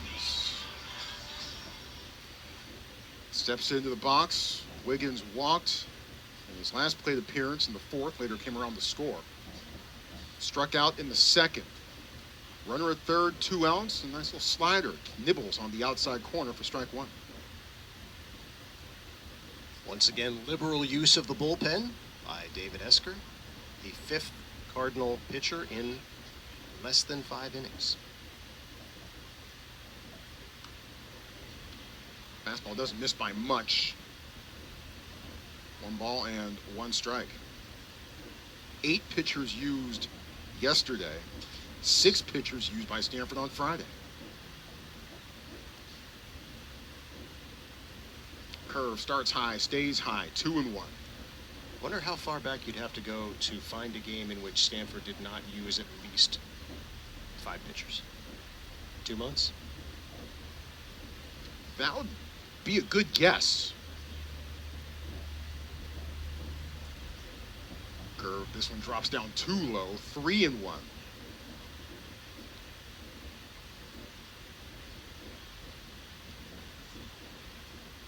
Chris McHugh, the runner at third. Got an infield single to get on base. 3-1. And he just misses high. That's ball 4. Well, NC State looking to mount another 2-out rally. On the surface, not a terrible walk. You trade Wiggins, who is a better hitter, at least by the numbers, for another left-hander, Dalton Bargo, who's hitting just .237. Bargo does have a hit in today's game. He's also struck out. Yeah, not worst case scenario, not ideal either. Shift is on for Bargo once again. He's beaten it twice this weekend. There's the curve. He finally gets it to go over for called strike 1. Dalton was hoping to be taken in last year's Major League Baseball draft, but his name wasn't called, so he returned to college and hit the portal. He was a Tennessee Volunteer last year. Runner heading to second. Stoll pumps and hangs on to it this time. That was the other play that escaped my mind when we were talking about no official errors, but yesterday when they had that same play, first and third, they sent the runner with 2 outs, and Stanford used the cut the ball off in front of second and throw home play, and it worked to perfection, except for the part where Lavin didn't catch the ball. Yeah, Bates' throw was a bit high. Lavin still unable to put the clamps on. Reaches out, and it hits the runner. What a bailout for the Cardinal, as Andrew Wiggins is in the wrong place at the wrong time. NC State does still take the lead. It's first of the afternoon. 3-2, bottom 5th, straight ahead.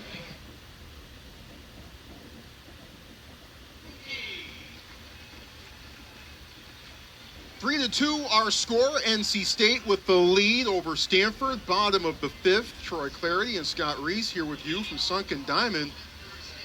NC State got a run in, but that inning could have been a lot bigger. Just a bizarre sequence to end the top half of the 5th inning. Well, that is a mistake you cannot make as a base runner. Andrew Wiggins, who would likely have scored on the play to give NC State a big insurance run, make it 4-2.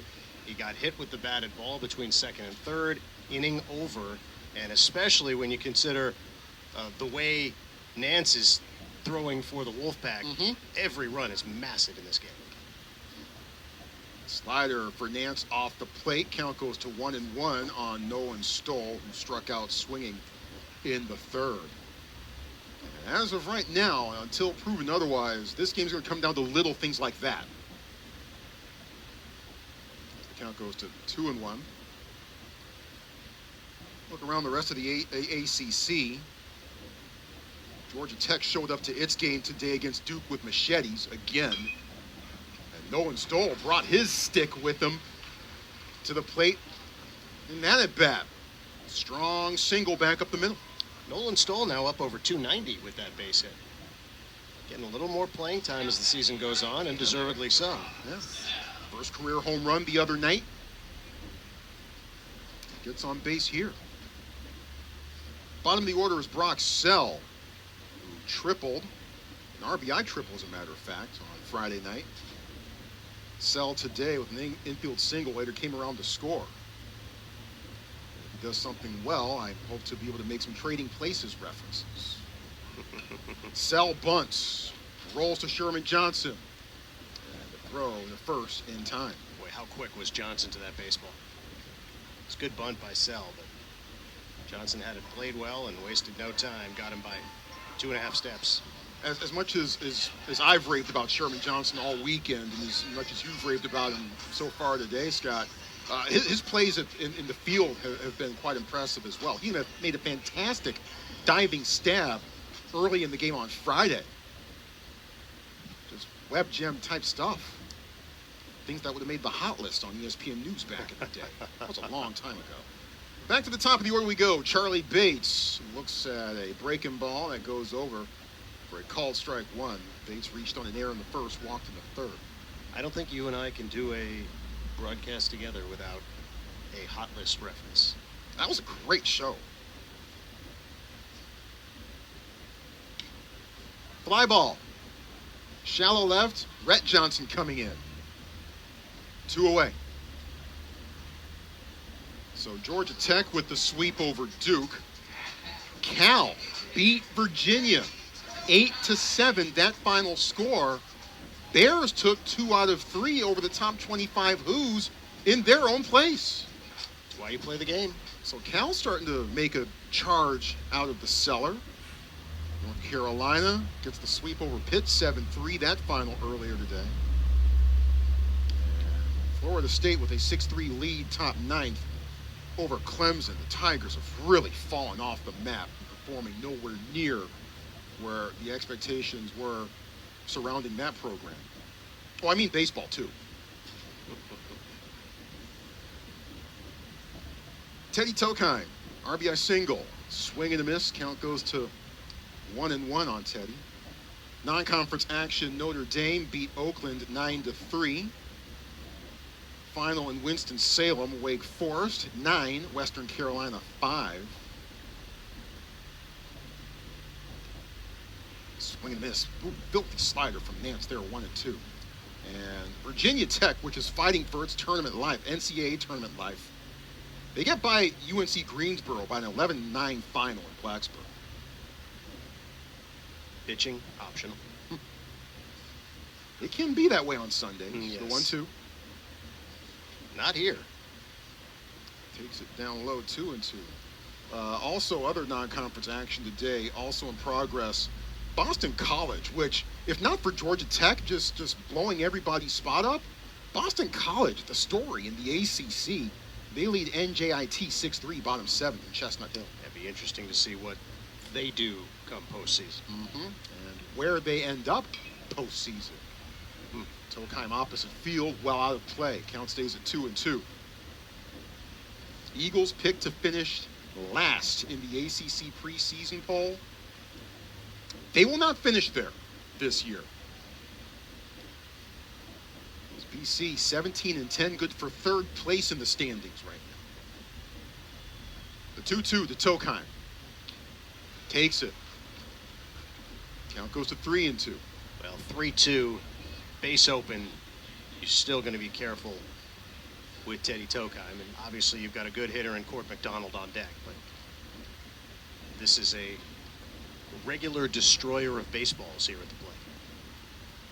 With 15 home runs so far this season, 2 of them coming yesterday. Time call. And that might be the exact conversation with Lanphier and Anderson Nance. I also think the pitch clock was running down too. Trevor Moore, Stanford reliever, got called for a pitch clock violation on Friday night, even though there was no operable pitch clock. As that was during the power outage that struck some parts of campus here on Friday night. Curious. Well, the only action in the NC State bullpen is a guy raking the mound, so this is Anderson Nance's game for the foreseeable future. Gets all the way to the backstop. And Sell holds up at 3rd. So runners at the corners, and the inning is extended. Well, we'll see if that proves to be significant. Now, Nolan Stoll 90 feet away with a situation where you've got a cavernous area behind home plate. Any pass ball is going to be an easy run for the Cardinal, or any wild pitch, I should say. So Stoll now at 3rd, Tokheim at 1st, and Court McDonald coming to the plate as you see the 70 feet behind home plate to the backstop. Been in this park enough times to see a run or 2 score on a wild pitch or a pass ball from second. McDonald low and away. But have you seen a 2-run wild pitch? Not that I can remember off the top of my head, but I'm not ruling it out. We saw a 2-run sacrifice fly at Wrigley Field the other day. That was fun. Oh. Back up the middle, off of Nance's glove, trying to hang on to it. He can't. Nixon could not negotiate the ball and the bag and try to record the out, and Nolan Stoll takes advantage. It's a tie ball game. So much happened on this play. That was a shot up the middle A great play by Nance just to get a glove on it, which enabled the possibility that Nixon could glove it, make a play at first, and you get out unscathed. But Nixon, with the change in English on the baseball, was not able to recover, couldn't field it cleanly, and so what could have easily been an outfield single goes as an infield single and an RBI, and we're tied.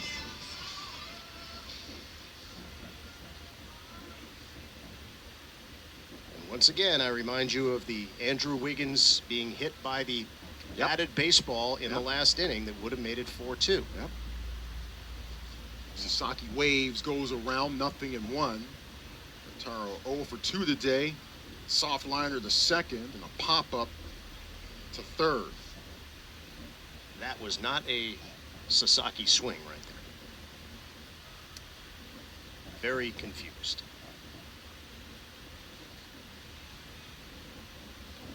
He's out 1 ball and 1 strike. Sasaki hit a go-ahead 3-run single at NC State. That stood as the game-winning runs. Stanford took 2 of 3 from the Wolfpack last year. Joined the program in March of 2024. Began playing last season. 2-1. This is his second straight at bat with 2 on and 2 out. Popped out to end the 3rd inning. Obviously a big situation here in the mid-innings of this game.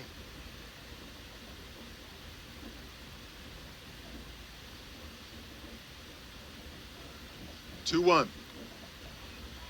Goes over.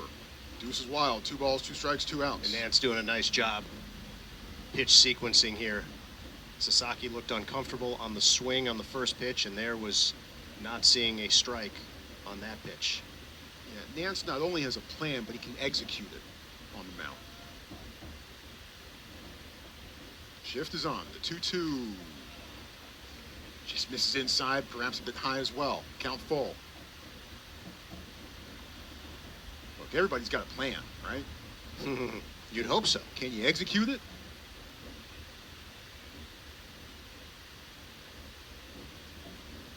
The 3-2 pitch with 2 outs. And that's ball 4. Loads him up. Well, again, that was not the plan. But you just have to tread so lightly with Sasaki, especially with a right-hand pitcher. As effective as Nance has been, third base was open. And so you load the bases, but again, 2 outs, you're 1 pitch away from getting out of this. Eric Gian 2 for 12 so far in this series.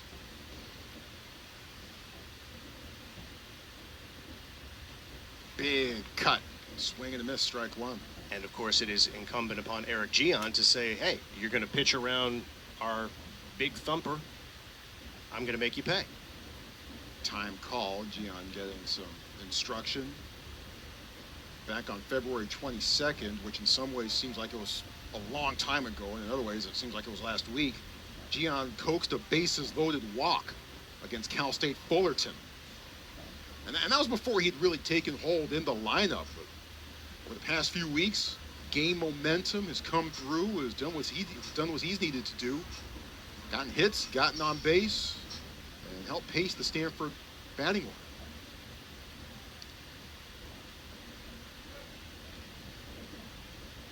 Tough series, however, just 2 for 12. Yep. Change all that here with 1 swing. Thinks about it. And first base umpire Reed Basner said, yep, he went around, 0-2.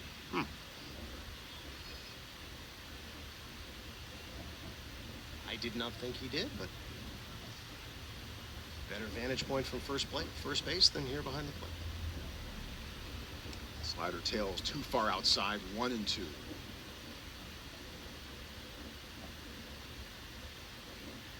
Bases loaded.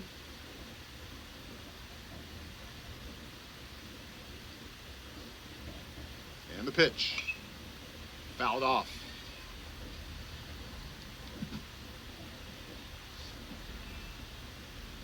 Count stays at 1-2. Fans in Right field foul territory have been busy today. They have. They've been busy. They've been getting a lot of sun. They've been watching a good ball game, too. On the ground to Serrano. Gobbles it up. Throws over the first in time for the out. Card push one across, but they still leave them loaded. And we're tied.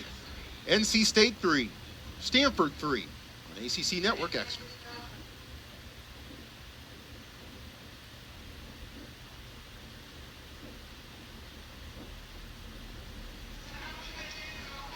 .72 degrees here at Sunken Diamond as we begin the top of the 6th inning. Knotted up at 3 apiece. Stanford versus NC State. I'm Troy Clarity. He's Scott Reese. Scott has the 6th and the 7th. Christian Serrano leads it off for the Pack against Mike Erspa, who finished off the previous inning. And there's a hot shot foul, reminiscent of the hot shot double in his previous at-bat that drove in a run. Serrano struck out his first time up, so 1 for 2. And there's another hard hit ball, and it eats up Moran at third base. And Serrano's going to think about second base. He's going to try for second base, and he will make it without a throw. So once again, not an error, but a ball that Moran possibly could have come up with. It was hit hard. 82 off the bat. Yeah, just a funny hop. Yeah, and he tried to swipe at it, too. Not sure if he might have had a chance, as hard as that ball was hit, to maybe get in front of it, but just had to try to make a swipe at it. Could not connect on that swipe. I think JJ thought, as I did, that it was hit harder than it actually was. It sounded hard. The trajectory was that of a line drive, but it just ate him up. So 2 straight doubles for Serrano. And now a bunt in the air. Stoll will make the catch, and that's a big play for the Cardinal defensively, as Drew Lanphier cannot execute the sacrifice. Bunters have nightmares. This is one of them. So one catcher retires another. And we're back to the top of the order with Red Johnson.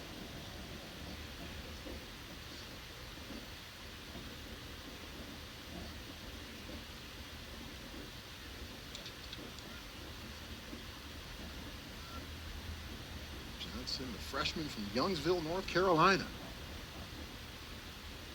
Curveball lands over for strike 1. Elliot Avent says, look, we just stick him in the lineup and we don't say anything. Says Red is no ego. He's a joy to watch and he's a joy to coach. I think Elliot likes the young man. I would say most guys hitting 400 are a joy to watch. Pitch off the plate. When they're on your team, yeah, When sure. they're on your team, correct.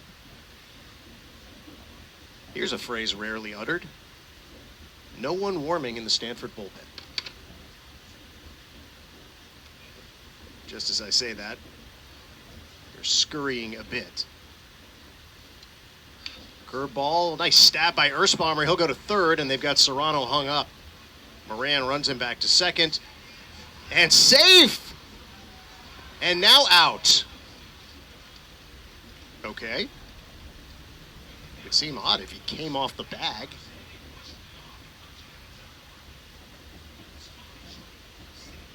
Well, we'll see if we can perhaps discern anything from the angles that we have. The initial call was safe, and then perhaps Serrano being chased back to second and on the slide may perhaps overslid. I don't think he overslid in head first. I think maybe that's not my impression either. Avent, I think, is going to argue that Bates pushed him off the bag. See what we can discern. I would guess that Avent is going to lose the argument. The runner is in fact out, so a strange play. Another one. And once again, Stanford really benefits. And again, not to beat a dead horse here, Troy, but if he were safe, that would not have gone down as an error. No. But boy, would it have been a defensive blunder by the Cardinals. Certainly I mean, would they had have. the runner dead to rights. Ersbaumer made a terrific stab at the baseball. He made the right call going to third base. Yep. I mean, that's just a easy garden variety rundown play, and Moran waited a little too long to throw the baseball. In the final analysis, it ends up being trouble once again for NC State between second and third. NC State having some base running issues, Stanford having some defensive issues, and it's 3-3. And the Speedy Johnson now aboard at first base, and he will be chased back again. They've got two of them, you know. 2 Speedy Johnsons? Yes. Indeed.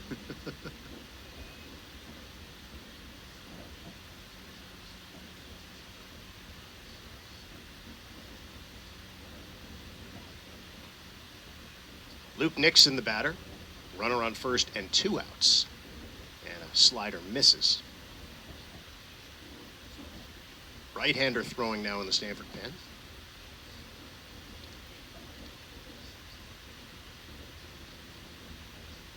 Which suggests this could be the final batter for Ersbaumer, regardless of result.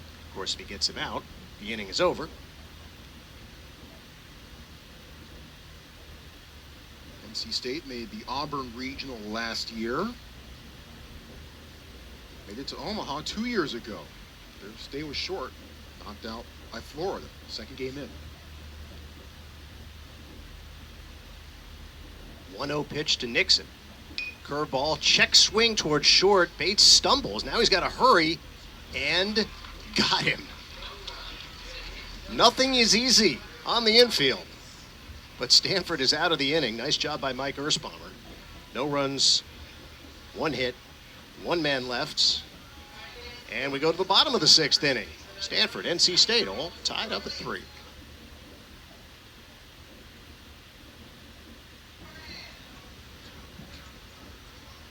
Bottom of the 6th inning here at Stanford. Good ball game. 3-3. Interesting ball game. We've seen some things. J.J. Moran will lead it off against Anderson Nance, who has proved to be one tough cookie as advertised for North Carolina State. Pitched out of some trouble in the bottom of the 5th inning. Bases loaded, 2 outs. Did give up the tying run. Moran today flied out to right and struck out. Nance falls behind 2-0. Saw the shot of the right field hospitality area just a few moments ago. Nice moment before the game. The Stanford baseball moms threw out the ceremonial first pitch. Yes, all of them. Yes, all of them are out there. And if you can't do that on this day, I can honestly say I have never seen a 25-person first pitch at any level of baseball until today. That was pretty cool.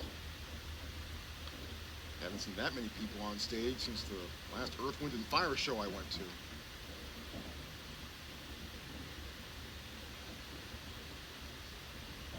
Three and one to the Cardinal third baseman. Swing and a pop-up. Right field. We've seen this show before. Ranging over as Nixon dives in foul territory and made the catch.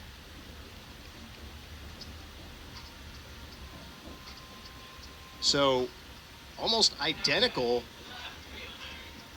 to the, was it Broxell who hit the, no, it was Tokon who hit the ball in the third inning in that almost exact same spot, except it was fair. And it went off of Nixon's glove and wound up an RBI single. Nothing easy for infielders in this No, game. not at all. And not easy for Jimmy Nati as he gets befuddled by that breaking ball, 0-1. Senior from Sydney, Australia. Made his first career start when Tommy Troy got injured. And that's to right field, and Wiggins can't get there. It falls in. So first hit of the afternoon for Jimmy Nati, a dangerous base runner. And with one aboard, it'll be Nolan Stoll. Yeah, and Jimmy's bat hasn't been quite as effective this year as it has at other points of his career, but certainly that first career start that he got, you got to go back to March 4th, 2023 against Cal State Bakersfield. Got the look for an injured Tommy Troy, and then knocking in the go-ahead 2-run single that day. Stoll pops one foul.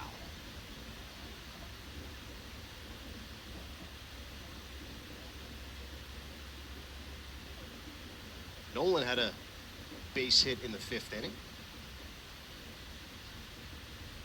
I said that would take his average over 290. I didn't account for the few at-bats on the season. He's all the way up to 308. There you go.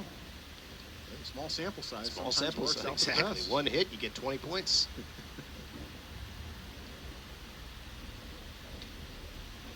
Strike on the outside corner. Boy, and there's that nifty slider there from Nance. Just that lateral break, that lateral movement.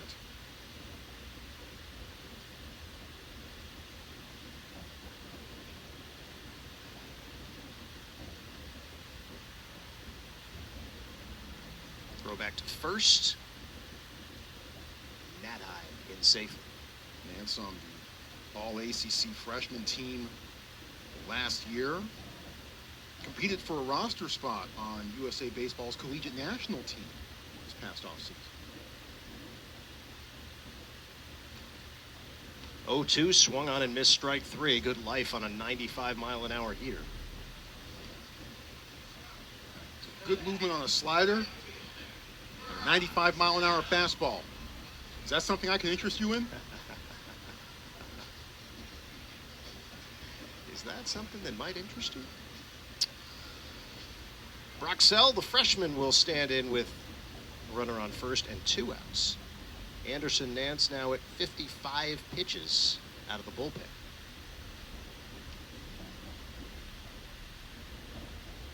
Stanford has sent the runner 3 times today, and all 3 have been non-issues. A couple of foul balls and a ball put in play. Fly out, if I recall correctly. So we have not seen a stolen base attempt come to fruition, but I wouldn't be surprised if they turn Nadai loose here. Nor would NC State, hence the attention. Nance threw 113 pitches in relief last week against Miami. So we can certainly go for distance. 113. Yeah. Okay, then. Out of the pen. Off the plate. Ball 1. That was a big game. NC State was down 7-5 to Miami entering the bottom of the 7th, but then they blew up in a big way. Well, if you're Stanford, what that tells you is you're going to have to get to him. Can't just work the pitch count and get him out of there.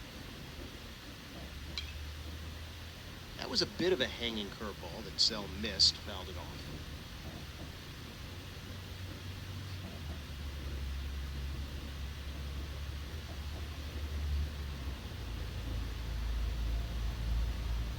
One and one on the Cardinal right fielder. Bottom 6, 3-3 game. Ball 2. I tell you what, Nadai does not have much of a lead at first base. So for a guy who's drawing all that attention,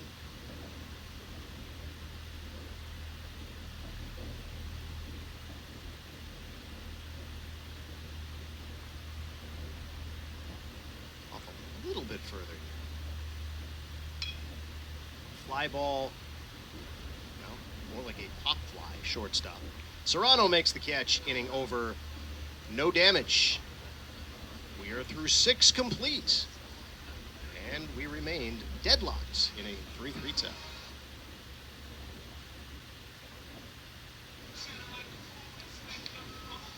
Top of the 6th inning here at Stanford, top of the 7th inning here at Stanford.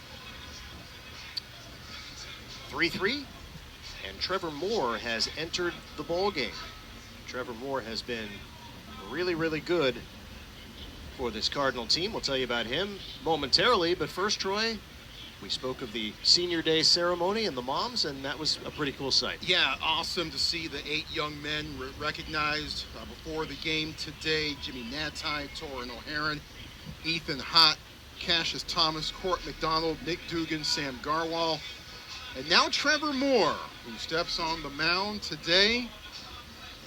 It's been an interesting 4-year ride for many of those young men. Of course, some of them transferred in and played just a year or two here at Stanford, but certainly all of their contributions to the program very much appreciated, and looking forward to seeing what all of them do, either inside baseball or out of it, after their careers here are done on the farm.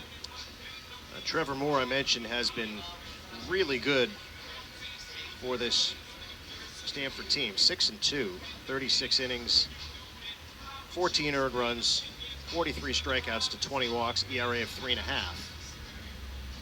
And he's got his work cut out for him as he will face 3-4-5 in the Wolfpack batting order. Chris McHugh, Ty Head, and Sherman Johnson.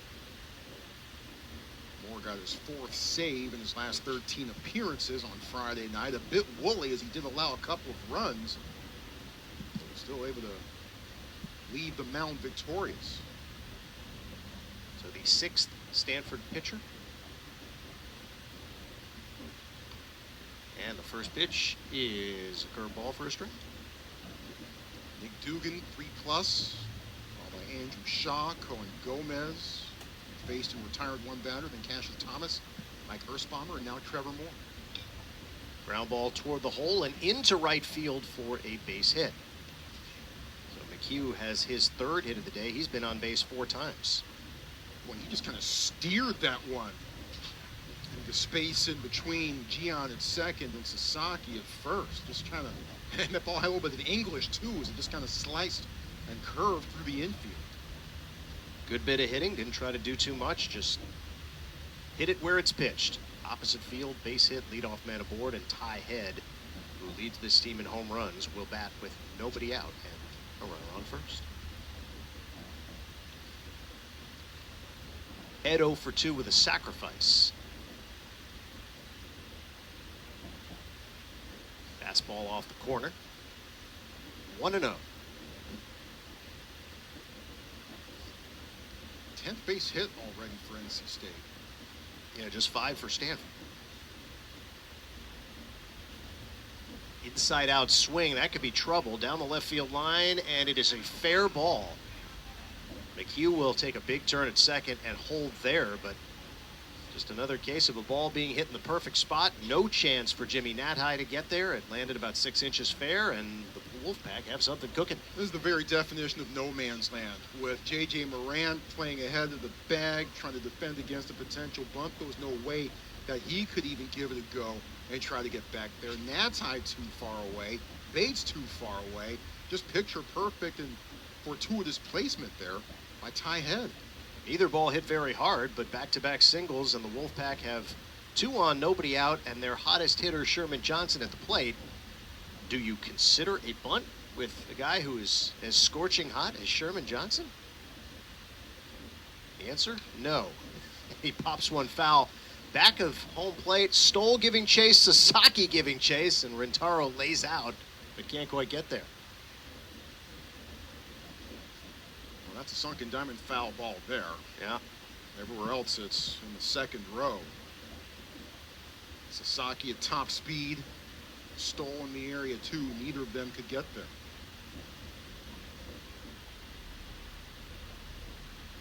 I would be stunned if NC State tells Sherman Johnson to bunt. As hot as his bat has been this weekend.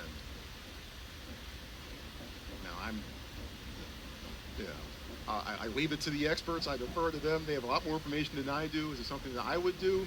No. Well, it's a pretty fascinating case. You know, late in the game, tie game. There is that. Nobody out in the inning. You want to get that runner to third with 1 out if you can. There is that. But the man has been scorching. Got the home run here today, 2nd of the series. Also bounced into a double play and hit a comebacker. So 1 for 3.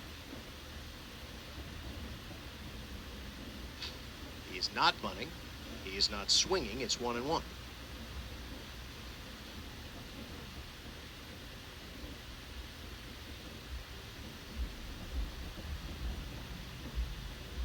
Apparently the Wolfpack Brain Trust agrees with Troy Clarity. That's dangerous. Always a dangerous proposition. And there's a line drive to right field. Sell makes the catch. McHugh tagged but couldn't go anywhere. So big out there for Moore and the Cardinal. One away. Still runners at first and second. See, should have bunted. Let's check the message board, see what they all say. I love message boards. They're awesome. That'll bring up Andrew Wiggins. Strikeout, a walk, and a base hit.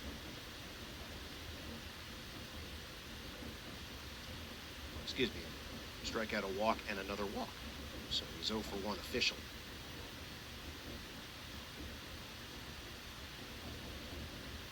Well, after this series is done, this is not, even though this was senior day, this is not the final home game here for Stanford. They host St. Mary's on Tuesday. That's the final home game of the regular season. Then they go over to Berkeley for 3 next weekend. Drops in a curveball for a strike. And with Cal taking 2 out of 3 against Virginia this weekend, 10-17 in lead. Good curveball, swing and a miss. Interesting scheduling scenario for Stanford. They play their final 8 games in the Bay Area, having to travel to Berkeley. Yep. But this, the 4th of 5 consecutive home games. So no more suitcases necessary until the ACC tournament. So if Stanford should happen to drop this game, they'll fall to 11-16 and have just a 1-game lead on Cal in the standings heading into that series next week. Just another reason this is an important 3 or more innings remaining here. Fastball up and away, ball 2. Of course, NC State has its own objectives next week. Short week, then 3 against North Carolina. In Raleigh, to be sure, but still, Tar Heels have played quite well so far this year. Bound to be a lot of Carolina fans in Raleigh for that. And that is swung on, and I don't know if he foul-tipped it or missed it, but either way, it is strike 3. One more look. I think he got a piece. Held on by Stoll. 2 outs in the inning. Big strikeout there. Bargo will try to figure out a way to at least extend the inning here. Trevor Moore can be a bit demonstrative on the mound a little bit, can kind of strut around at times. Must be a cold-blooded assassin here. Popped up. And Bargo slams his bat at home plate. Moran under it. Has to chase it down, makes the catch, and a mild threat averted by the Cardinal. No runs, a couple of soft singles, 2 men left. It's stretch time here at Stanford in a 3-3 game.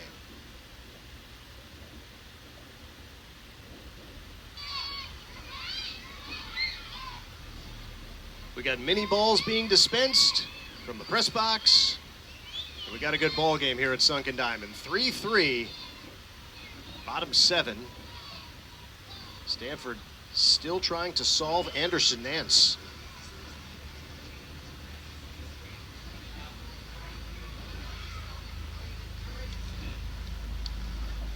And Braden Fraseman will replace Andrew Wiggins in right field for the Wolfpack.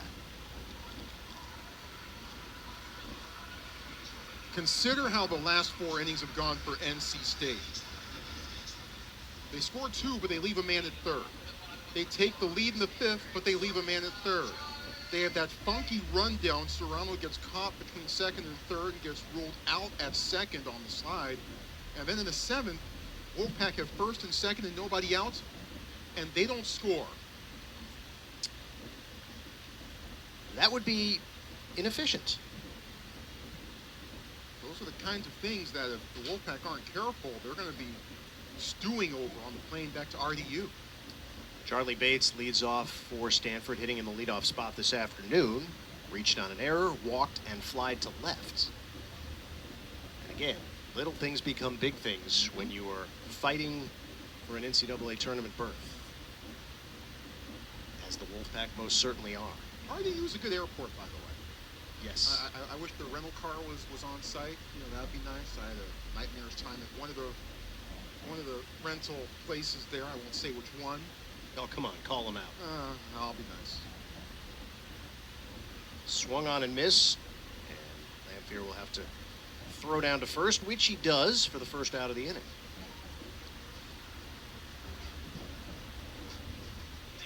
Yeah, 3.5 hours at the rental car place a couple years ago. 3.5. 3.5. Yikes. Not how I wanted to spend my. But that's okay. And you should really call him out. I'm over it. That was years ago. I don't think you are. Teddy Tokheim stands in. Swing and a miss, strike one. Anderson Nance continues to do a number on the Cardinal.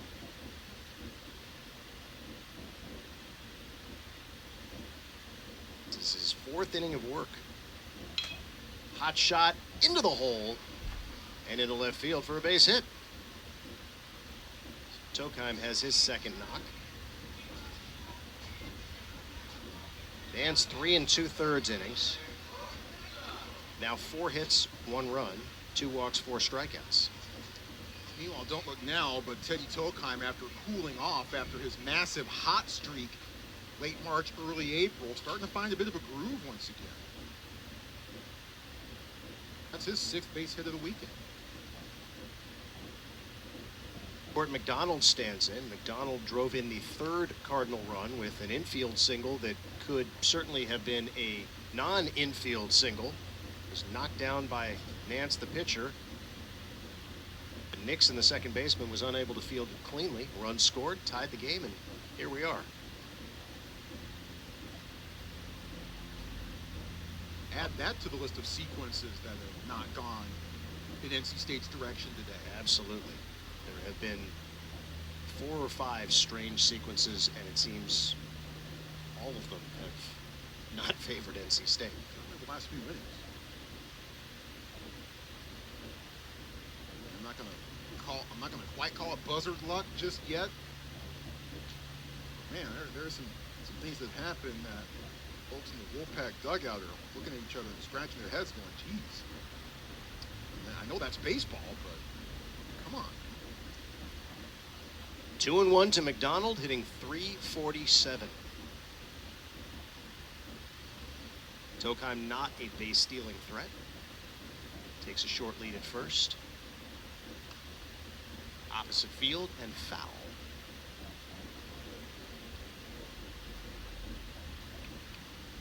Again, no action in the NC State pen. No. I still marvel at the 113 pitches out of a bullpen last week. You don't see that too often. That's an enormous number. McDonald into right field. That's a base hit. Tokheim makes the turn. He will go first to third. McDonald hustling for second. The ball is cut off. And a hustle double has runners on second and third with 1 out.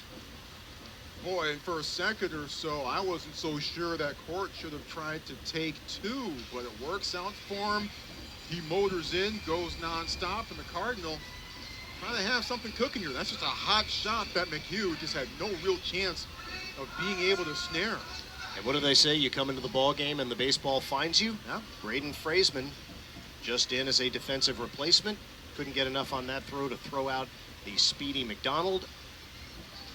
And Stanford with a legit threat now, second and third, 1 out. And it's going to be bases loaded, 1 out, because Rentaro Sasaki would have been the batter. That would be the argument for McDonald not stretching that into a double, honestly, because you essentially took the bat out of Sasaki's hands. And it'll be Eric Gian with the bases loaded and 1 out.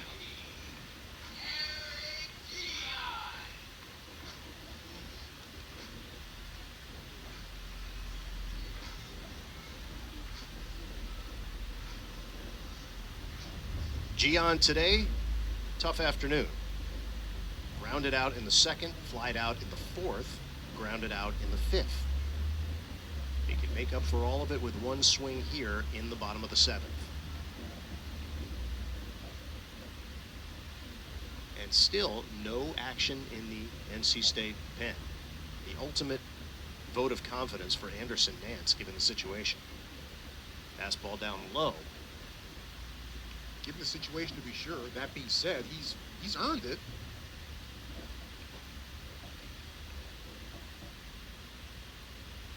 Couple of hard hit balls in the inning.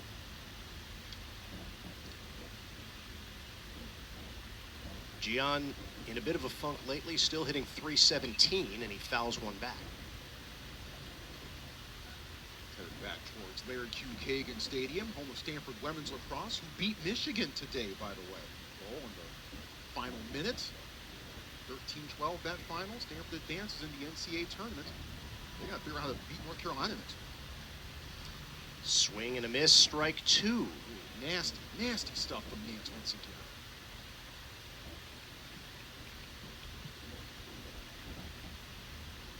J.J. Moran on deck. 2-2 pitch. Just got a piece.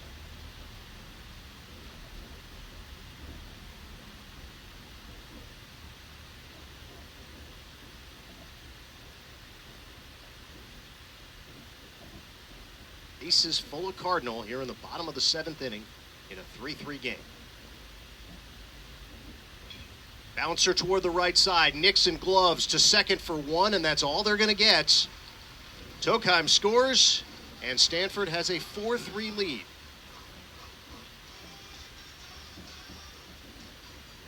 So Gian didn't hit it hard, but he hit it in a pretty good spot. They were unable to turn the double play.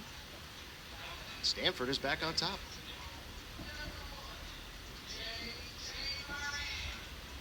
Well handled all the way around. Serrano had to kind of reach back behind him to try to keep that ball from getting out of his grasp, but able to handle it, and then wisely eating the ball, not throwing it to first, trying to be the hero.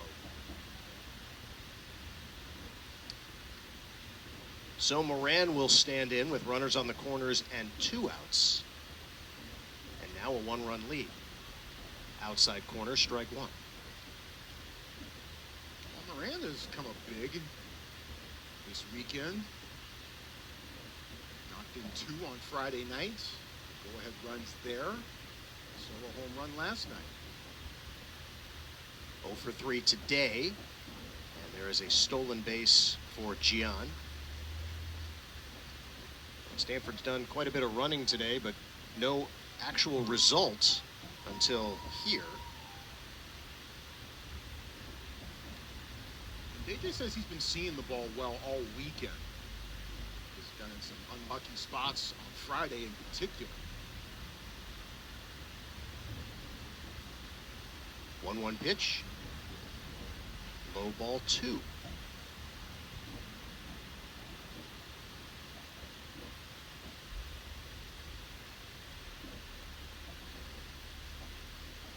McDonald at third, Gian at second. Curveball misses ball 3. First base is open. Jimmy Natai on deck.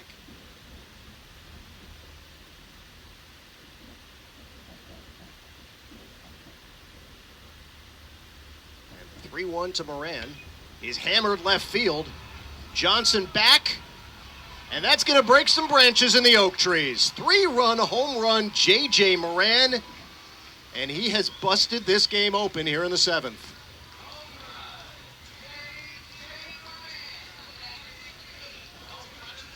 8th home run of the season for Moran. And Troy, you said he was seeing the ball well? JJ is dynamite. 428 feet into the trees. You knew it was gone the moment it left his bat. And Anderson Nance knew it too. And Nance doesn't make many mistakes. Makes one here. Just a meatball that Moran takes full advantage of. And Natai smacks one into left field. So there was a certain, I don't want to say stubbornness, but Elliot Avent was dead set on this being Anderson Nance's game, which was fine until this inning. But now we've had 4 hard hit balls in this inning. Now they're going to get somebody up, and maybe too little too late. Yeah, it's the chance you take. It's the gamble, and I'm sure that Anderson, as you and I have alluded to, has earned maybe a bit of a longer look. And look, I mean, the body of work had been there before. It's the gamble. Sometimes you win, sometimes you come up snake eyes. And right now, NC State in a bit of trouble here with Stanford pushing 4 across to take the lead. And the inning continues with Nolan Stoll.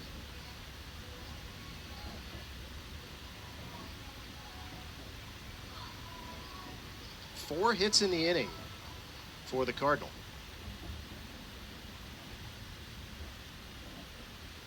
Giving them 9 on the afternoon. Yeah, Elliot Avent himself is coming out of the dugout.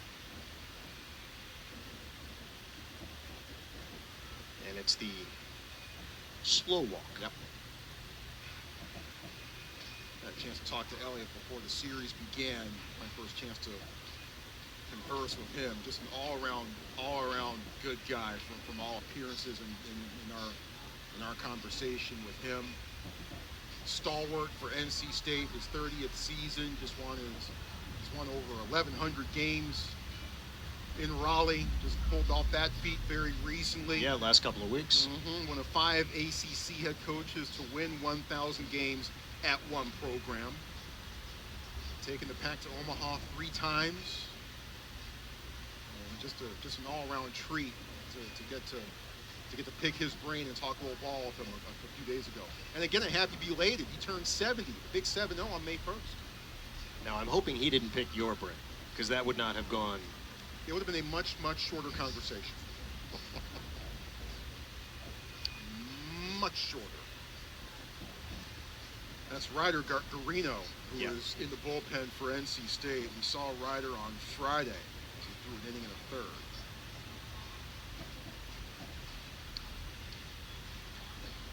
Well, Ryder will stay put for now, as the Wolfpack will ride with Nance for at least one more hitter. See what I did there? I did. Nolan Stoll, and even 300. I saw what you did, even though I'm wearing my shades. 1 for 3, single, and a couple of strikeouts. Curveball not close. This is another situation where it would not be surprising to see Jimmy Natai on the move. Now that you've got a 4-run cushion, kind of playing with house money. Check swing, strike 1.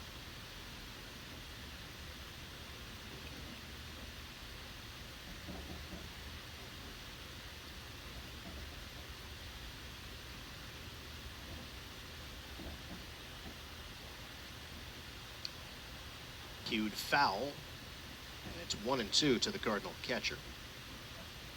I did find it interesting that NC State did not come out here until Thursday. 6 a.m. flight with Raleigh-Durham Airport, nonstop to SFO rather. That's the good news. But 6 a.m. flight, that means you have to meet at the ballpark at 3. Well, you get the time back. So 6 a.m. flight, you're getting in by 8:30 a.m. And they came straight here to Sunken Diamond after they landed at San Francisco Airport.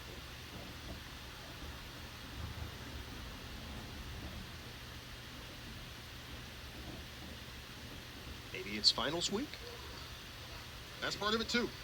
Strike 3 on Nolan Stoll. So 3 Ks for Stoll on the day, but the damage very much done as Stanford pushes across 4 runs on 4 hits. The big blow, a 3-run bomb from J.J. Moran. Going to the 8th, it is Stanford 7, North Carolina State 3.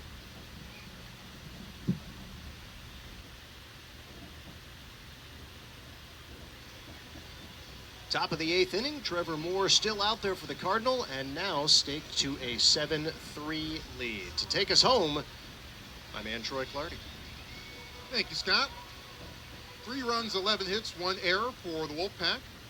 7 runs, 9 hits, no errors for the Cardinal. Stanford won Friday night. NC State won yesterday. Winner here today takes the series. Does so at a critical time. Wolfpack want to be that team. They've got a little bit of work to do. Christian Serrano watches the first pitch he sees from Moore down low for ball one.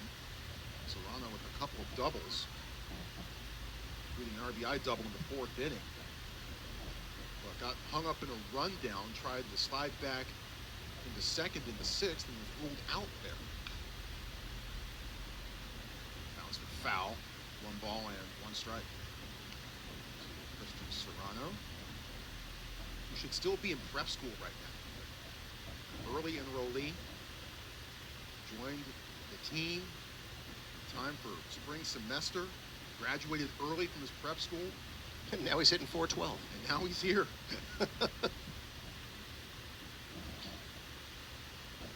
He should be going to prom this weekend. Maybe he still is. They're home next weekend. The 2-1. Tries to time it, misses, but just gets a piece of it. 2-2.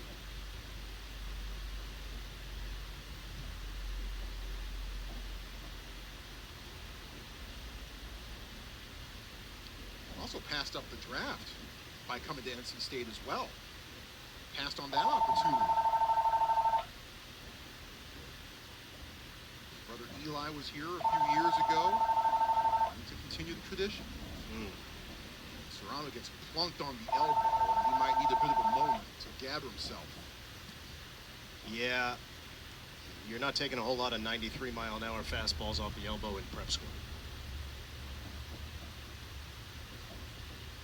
Trainer comes out to see what assistance he might be able to provide. Not much.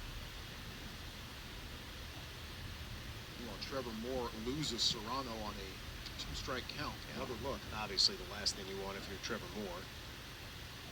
Just came in tight.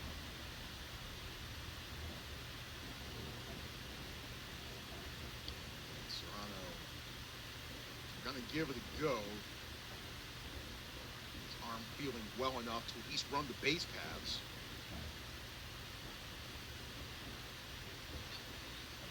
So Vincent DiCarlo is going to pinch hit for Drew Lanphier.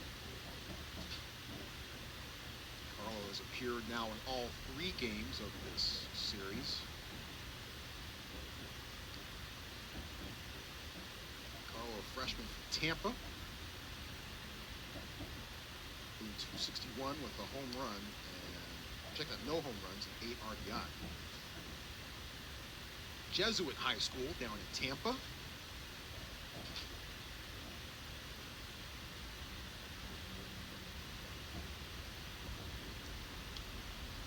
Softly hit. Gian charging, hesitates, throws, and gets it there anyway. Boy, I thought that little crow hop was going to cost him. Do have a catcher running. And Gian just in time. I also thought he might barehand that ball. Turns out he made the right call, got the out. Right about here, I thought Gian might be in trouble, but still able to get it over the first in time. Serrano does move over to second. To the top of the order we go. Rhett Johnson, and his 23-game hit streak is in jeopardy. Walked in the first. But still looking for his first base hit of the day. Johnson, Rhett, that is, there's also Sherman on this team. Rhett has not gone hitless in the game since March 27th at Georgia Tech. That is a long time. A few things have happened since then. Serrano heads to third. He get crossed up?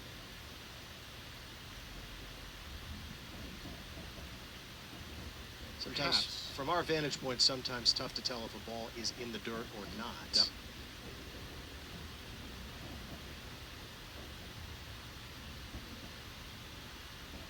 So Serrano advances over to third.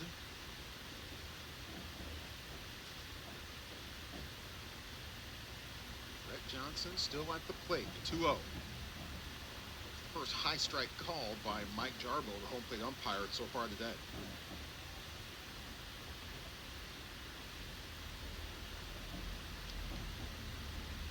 Johnson missed the opening week of this season with a concussion. It was a freak accident in the weight room, and he suffered a concussion as a result. Chopped back up the middle. Gian eats the ball. Nowhere to go. Serrano comes across. NC State's not done scoring. It's 7-4. A couple of tough plays in succession for Eric Gian. He was able to make the last one on the slow roller. But on this slow roller, he had no chance whatsoever to throw out the swift Rhett Johnson at first base. Yeah, ball was carrying him away from first base. More towards left field. And that extends the hit streak, 24 games. There it is, 23. So yesterday 24, and today, yeah. neither the most impressive knocks, but you know what? They all count. 24-game hit streak. Taking it into the final week of the regular season. Nixon will try to keep it going for the Wolfpack. He is 6 for 14 in this series.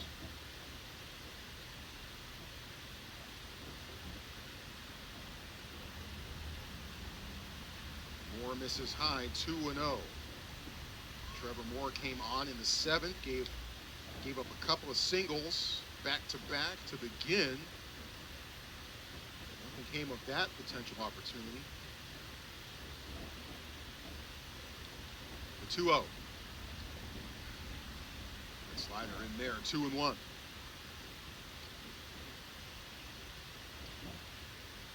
Eric Gian, second. He's actually playing shallow right. Hard shift. 2 balls, 1 strike. Off the fist, beyond Moore. Bates throws, no pick by Sasaki, and everybody is safe. So, remember when we said there have been about 4 really strange sequences in this game, and all of them have gone against North Carolina State? Law of averages, because that is the 3rd consecutive softly hit ground ball to the right side of second base, and 2 of the 3 go as infield singles. Not close at all at first, as Nixon ahead of the throw by a good step and a half. Bates tried to tag the base runner going by, but he couldn't get Johnson, and he couldn't get Nixon, and now you got a bit of a mess with McHugh as the potential tying run at the plate. Couldn't get Johnson, couldn't get Nixon. I know where you're Ford going. Could not be reached for comment. Exactly. Ford and Carter could not be reached for comment. Chris McHugh has 3 singles today. And a walk.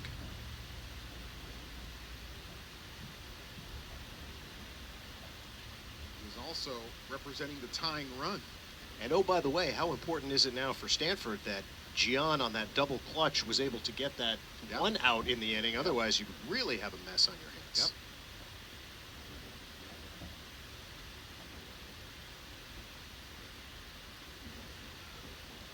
Hughes fouls that one off. Chris started the season with a 16-game hit streak. 444 during that span.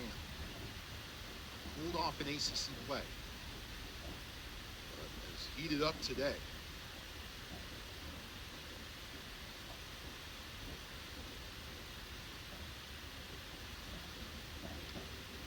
Fouled off again, 1-2.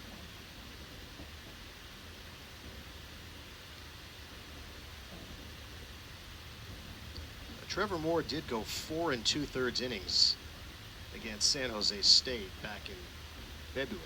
You have to think that in a perfect world, he would finish this game. Right back to Moore. And the throw back to first for the 1-3 double play. And just when it appeared that the Wolfpack had a chance to really do damage and potentially tie it up, this happens. You cannot make this up, what we've seen here today. Oh, my goodness. Incredible sequence to end the top half of the 8th. So 3 slow rollers, and you have NC State in business, and 1 laser becomes a double play. 7-4, Stanford leads, bottom 8th coming up.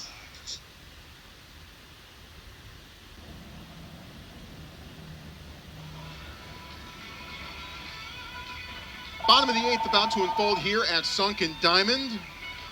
Stanford clinging to a 7-4 lead. They still have that advantage thanks to just a surreal sequence. That'll be NC State's future, as they're going to be hopping on the plane here later on today and heading back to Raleigh-Durham Airport.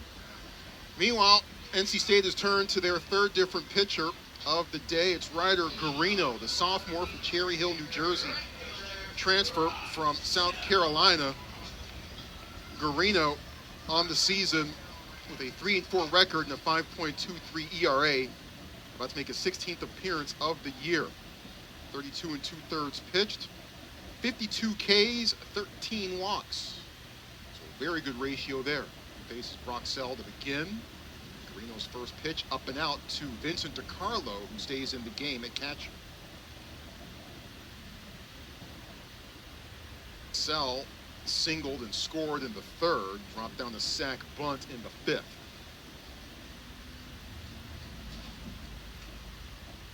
So 1-0.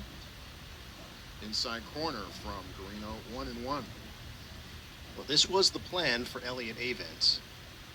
Andrews, Nance, Garino. But like you said, it's one thing to have a plan. It's another thing to execute the plan, and 7 runs were not part of the plan. Nope. Foul back to the screen, 1-2. 7 runs allowed, not part of the plan. And just numerous, just almost surreal sequences going against NC State. That's certainly not anything you can really draw up either. 1 ball and 2 strikes. Opposite field fouled off. That liner off of the bat of Chris McHugh back to Trevor Moore, that ended up being the 1-3 double play to blunt the threat from NC State.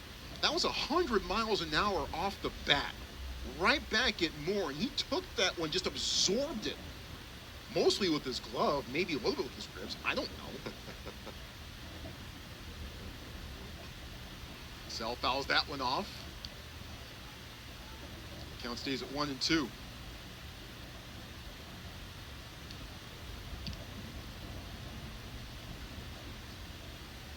NC State hopping on the plane after this one is done.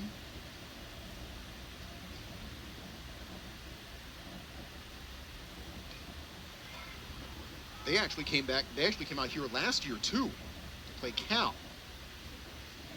So back-to-back seasons with trips west for NC State. SMU does not have baseball, so if you're coming out all this way, you're coming out all this way. 1-2. And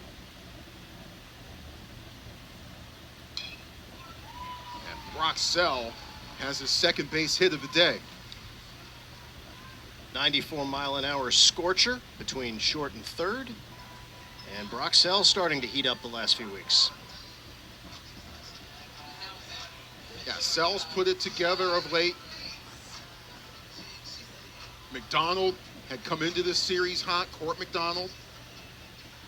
And he's picked it up a little bit here so far today. Teddy Tokheim might have rediscovered some things too. Charles Sasaki has fared well.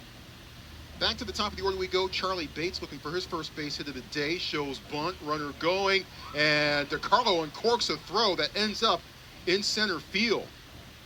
Sell can't recover from his slide quickly enough to try to take third. As it is, he's in scoring position with no one out. Second stolen base for the Cardinal today. And the 5th stolen base for Brock Sell in his freshman season. A man from Stockton, California, out in the valley.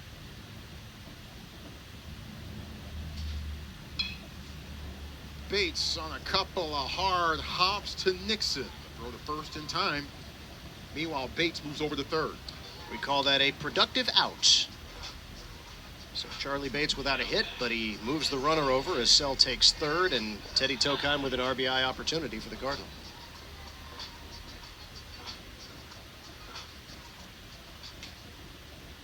Tokheim with a couple of singles today, including an RBI single in the third.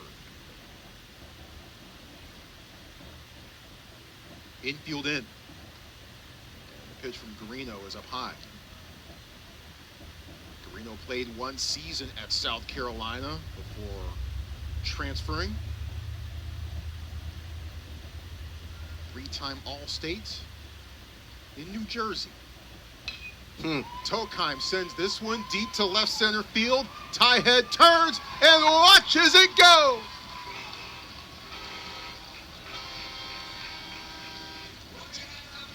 Teddy Ballgame strikes again.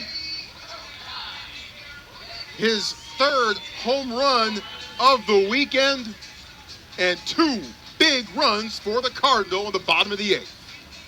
Well, Teddy Tokheim smoked it. 102 miles an hour, no doubt off the bat. Third home run in 2 games. He is dialed in. He's got 4 RBI, I guess 3 RBI on the day. Now he is tied for the team lead with 16 home runs with Sasaki. For at least the next 2 batters. We'll see. McDonald swings, fouls it back. Courts had a good day today. RBI single in the 5th and a double in the run scored in the 7th. 9-4. Stanford with the lead.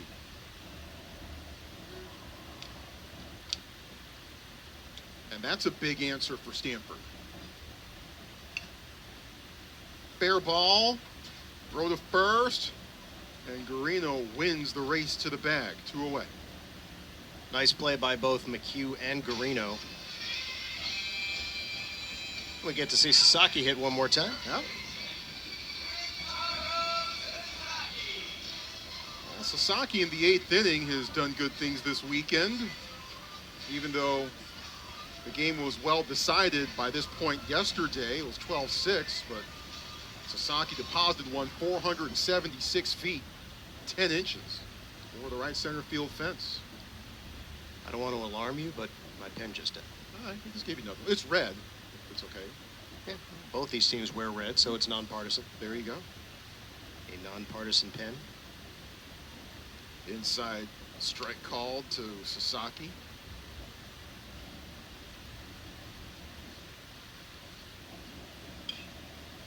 That's off the fist, coming in, making the running grab on the soft liner. And that is the 3rd out of the inning.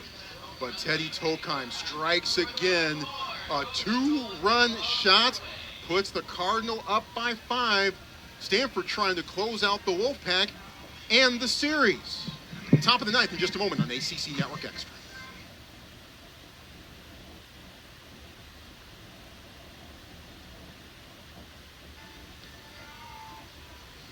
Top of the 9th inning, Wolfpack have 3 final outs, but Teddy Tokheim with 1 long ball in the bottom of the 8th inning to give Stanford a bit of breathing room.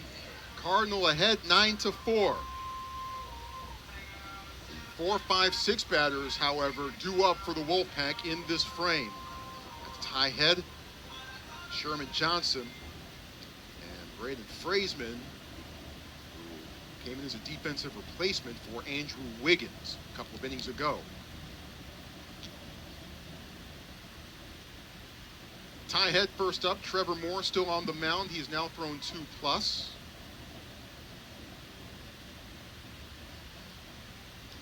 Well, 32 pitches for Moore.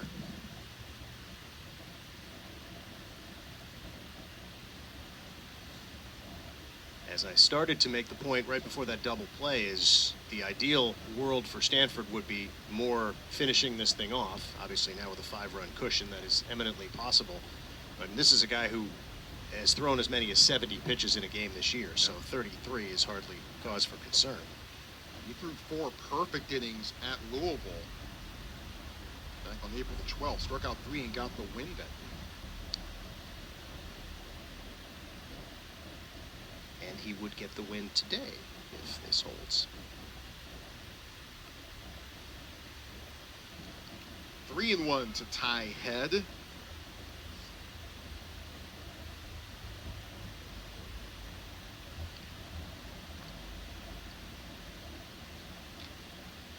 ready. Deals the 3-1. Rare high strike called today. Count goes to full.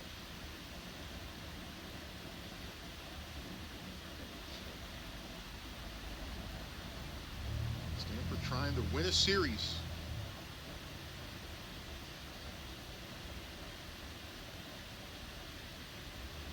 Three balls and 2 strikes. Fouled off. Well, and for the salty mood that Stanford was in coming into this series, and rightfully so. I mean, they'd been swept the weekend before in South Bend. They were still 7-3 in their last 10 coming into this week. And as Moore loses, Ty Head, who takes first base on the walk. So if this score holds and Trevor Moore finishes, well, regardless of whether he finishes the game, if he gets the win, he would then have 7 of Stanford's 25 victories this year. Wow. A relief pitcher. Wow. That's odd. Sherman Johnson can certainly bring NC State back within striking distance in a hurry. Johnson with a solo home run in the 4th inning. No other Cardinal pitcher has more than 3 wins. This would be his 7th.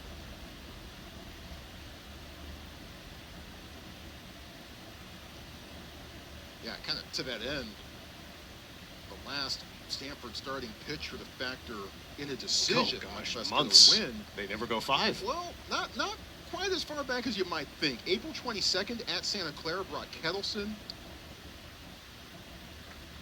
Pitched 3 innings and got the win. I forgot, in college you don't need to go 5. Yep. In ACC play, Quentin Marsh started through just 1 inning, but got charged with a loss on April 17th. Yeah, you only need to throw 1 pitch to get a loss. That I know. Johnson goes around. Count goes to 2-2. How about this, though? Stanford starting pitchers, their record, 1-10. Well, again, That's because they don't. right. They don't go for too long. Right.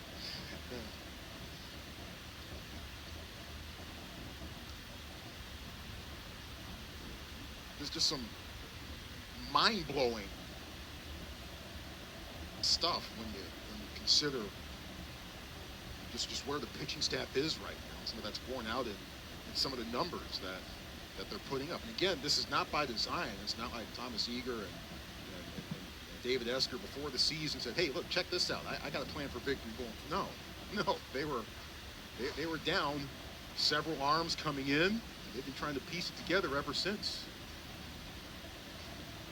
Might have a contact lens issue from the looks of it. I know how that goes.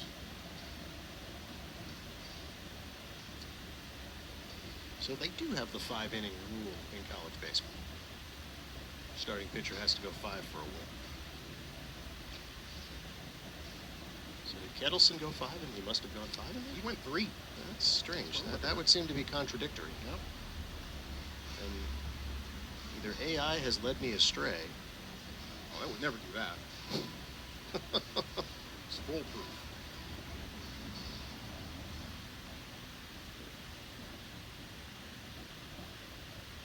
Two balls, 2 strikes to Sherman Johnson. Soft couple of hops. Moran across the diamond. The stretch by Sasaki, 1 away. Impressive stretch by Sasaki. For some of us, it will be a painful stretch. Present company included. Here's Wyatt Pfeiffer, who is batting in the spot that Andrew Wiggins had occupied. Pfeiffer, a senior from Greentown, Pennsylvania, transfer from James Madison. Pfeiffer on the year hitting .286, no home runs, and 9 RBI.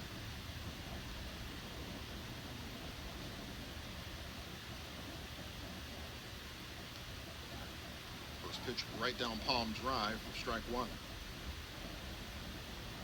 Pfeiffer and Sherman Johnson were deadlocked in a battle for the third base spot earlier this part of the season. And Pfeiffer had a leg up for a bit. And Sherman Johnson ended up starting in the outfield earlier this season. And both of those young men performed so well that Elliot Avon said, well, hey, I got to figure out a way to get both those guys on the field at the same time. Since then, Sherman has stayed on the field. It's a gorgeous curve from Trevor Moore, 1-2.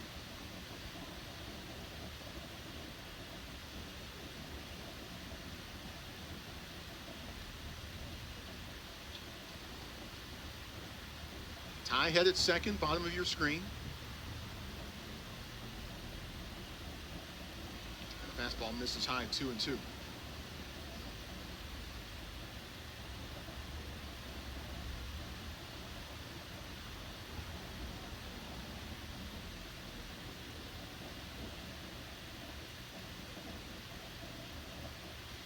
Off the fist, fouled off. Almost hit his fists. Yep.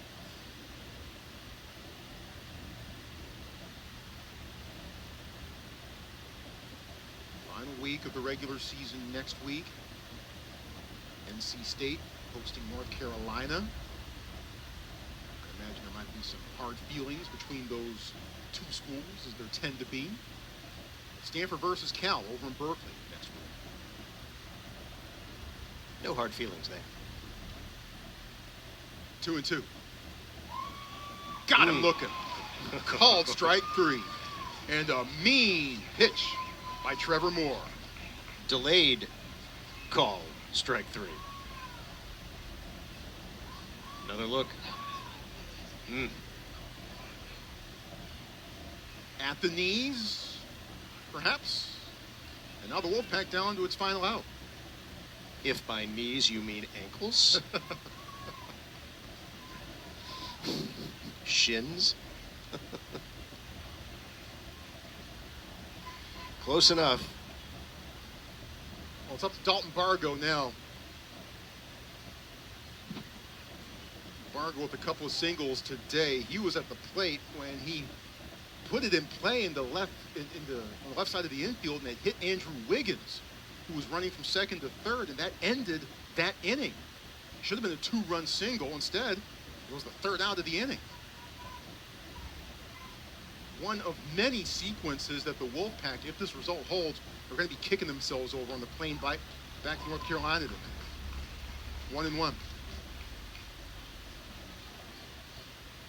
NC State has out-hit Stanford 13-11. But that's not the column that counts.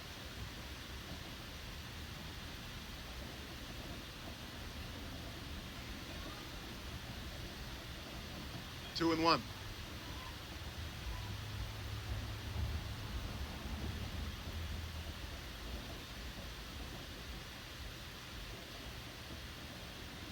Ty head at second, leadoff walk.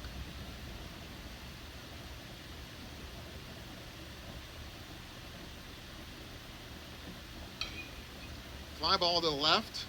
Natai on the move, doesn't get there, and it's a ground rule double. So Head scores, and it's a 9-5 ball game now.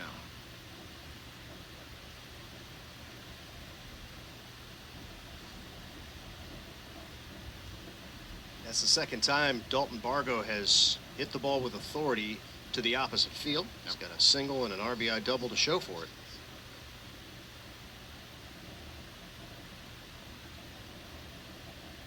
Christian Serrano will try to extend the game.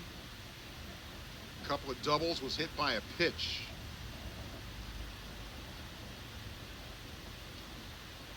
Fastball pumped right down the middle, 92 miles an hour.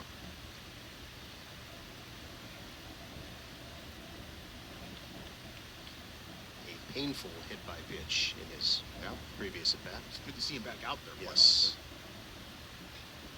Fly ball, center field. McDonald and Sell. Sell makes the grab. That's your ball game, and the Cardinal take the series. Stanford gets it done against NC State as they played 4 big ones in the 7th and 2 more in the 8th to beat NC State on Mother's Day. The final score, Stanford 9, NC State 5. Nick Dugan and 5 relievers combining to get it done. And Stanford, as it tends to do, thriving via the long ball. Big home run by J.J. Moran to put it out of reach. And Teddy Tokheim with the 2-run shot to really put it out of reach in the 8th. 5 runs, 14 hits, 1 error for NC State. 9 runs, 11 hits, no errors for Stanford. Cardinal now up to 25-23 on the year, 12-15 in the ACC, so they'll maintain a 2-game lead over Cal, whom they will play in Berkeley next week. Meanwhile, NC State falls to 31-19. They're back under 500 at 13-14 in ACC play. They still have not won a road series in ACC play. Wolfpack needed to come west and win a series to ensure that it stays on the right side of the bubble. They did not get the job done today. Numerous opportunities here this afternoon that they either A, did not come away with, or B, just plain went against them. Yeah, and we talked about this before the first pitch, what an important swing game this was, not just for this series, but really for this season for North Carolina State. 1 loss certainly will not kick them out of the NCAA tournament, but maybe losing 2 out of 3 here moves them back to the wrong side of the bubble. A lot of baseball still to be played. You get 3 at home, and then clearly you can play your way in with success in the ACC tournament. So 3 at home for the Wolfpack next week, Thursday, Friday, Saturday against the North Carolina Tar Heels. Meanwhile, Stanford wins a series. They take care of business today. They get back on the good foot, and they are going to try to bring their best to Berkeley next weekend. But first, they got to play St. Mary's right here at Sunken Diamond. That is the home finale, and that game is coming up on Tuesday evening. That will be a 6 p.m. start right here on ACC Network Extra. Brief moment. This is my final show of the year. An honor and a pleasure. This puts the wraps on my year for Stanford sports.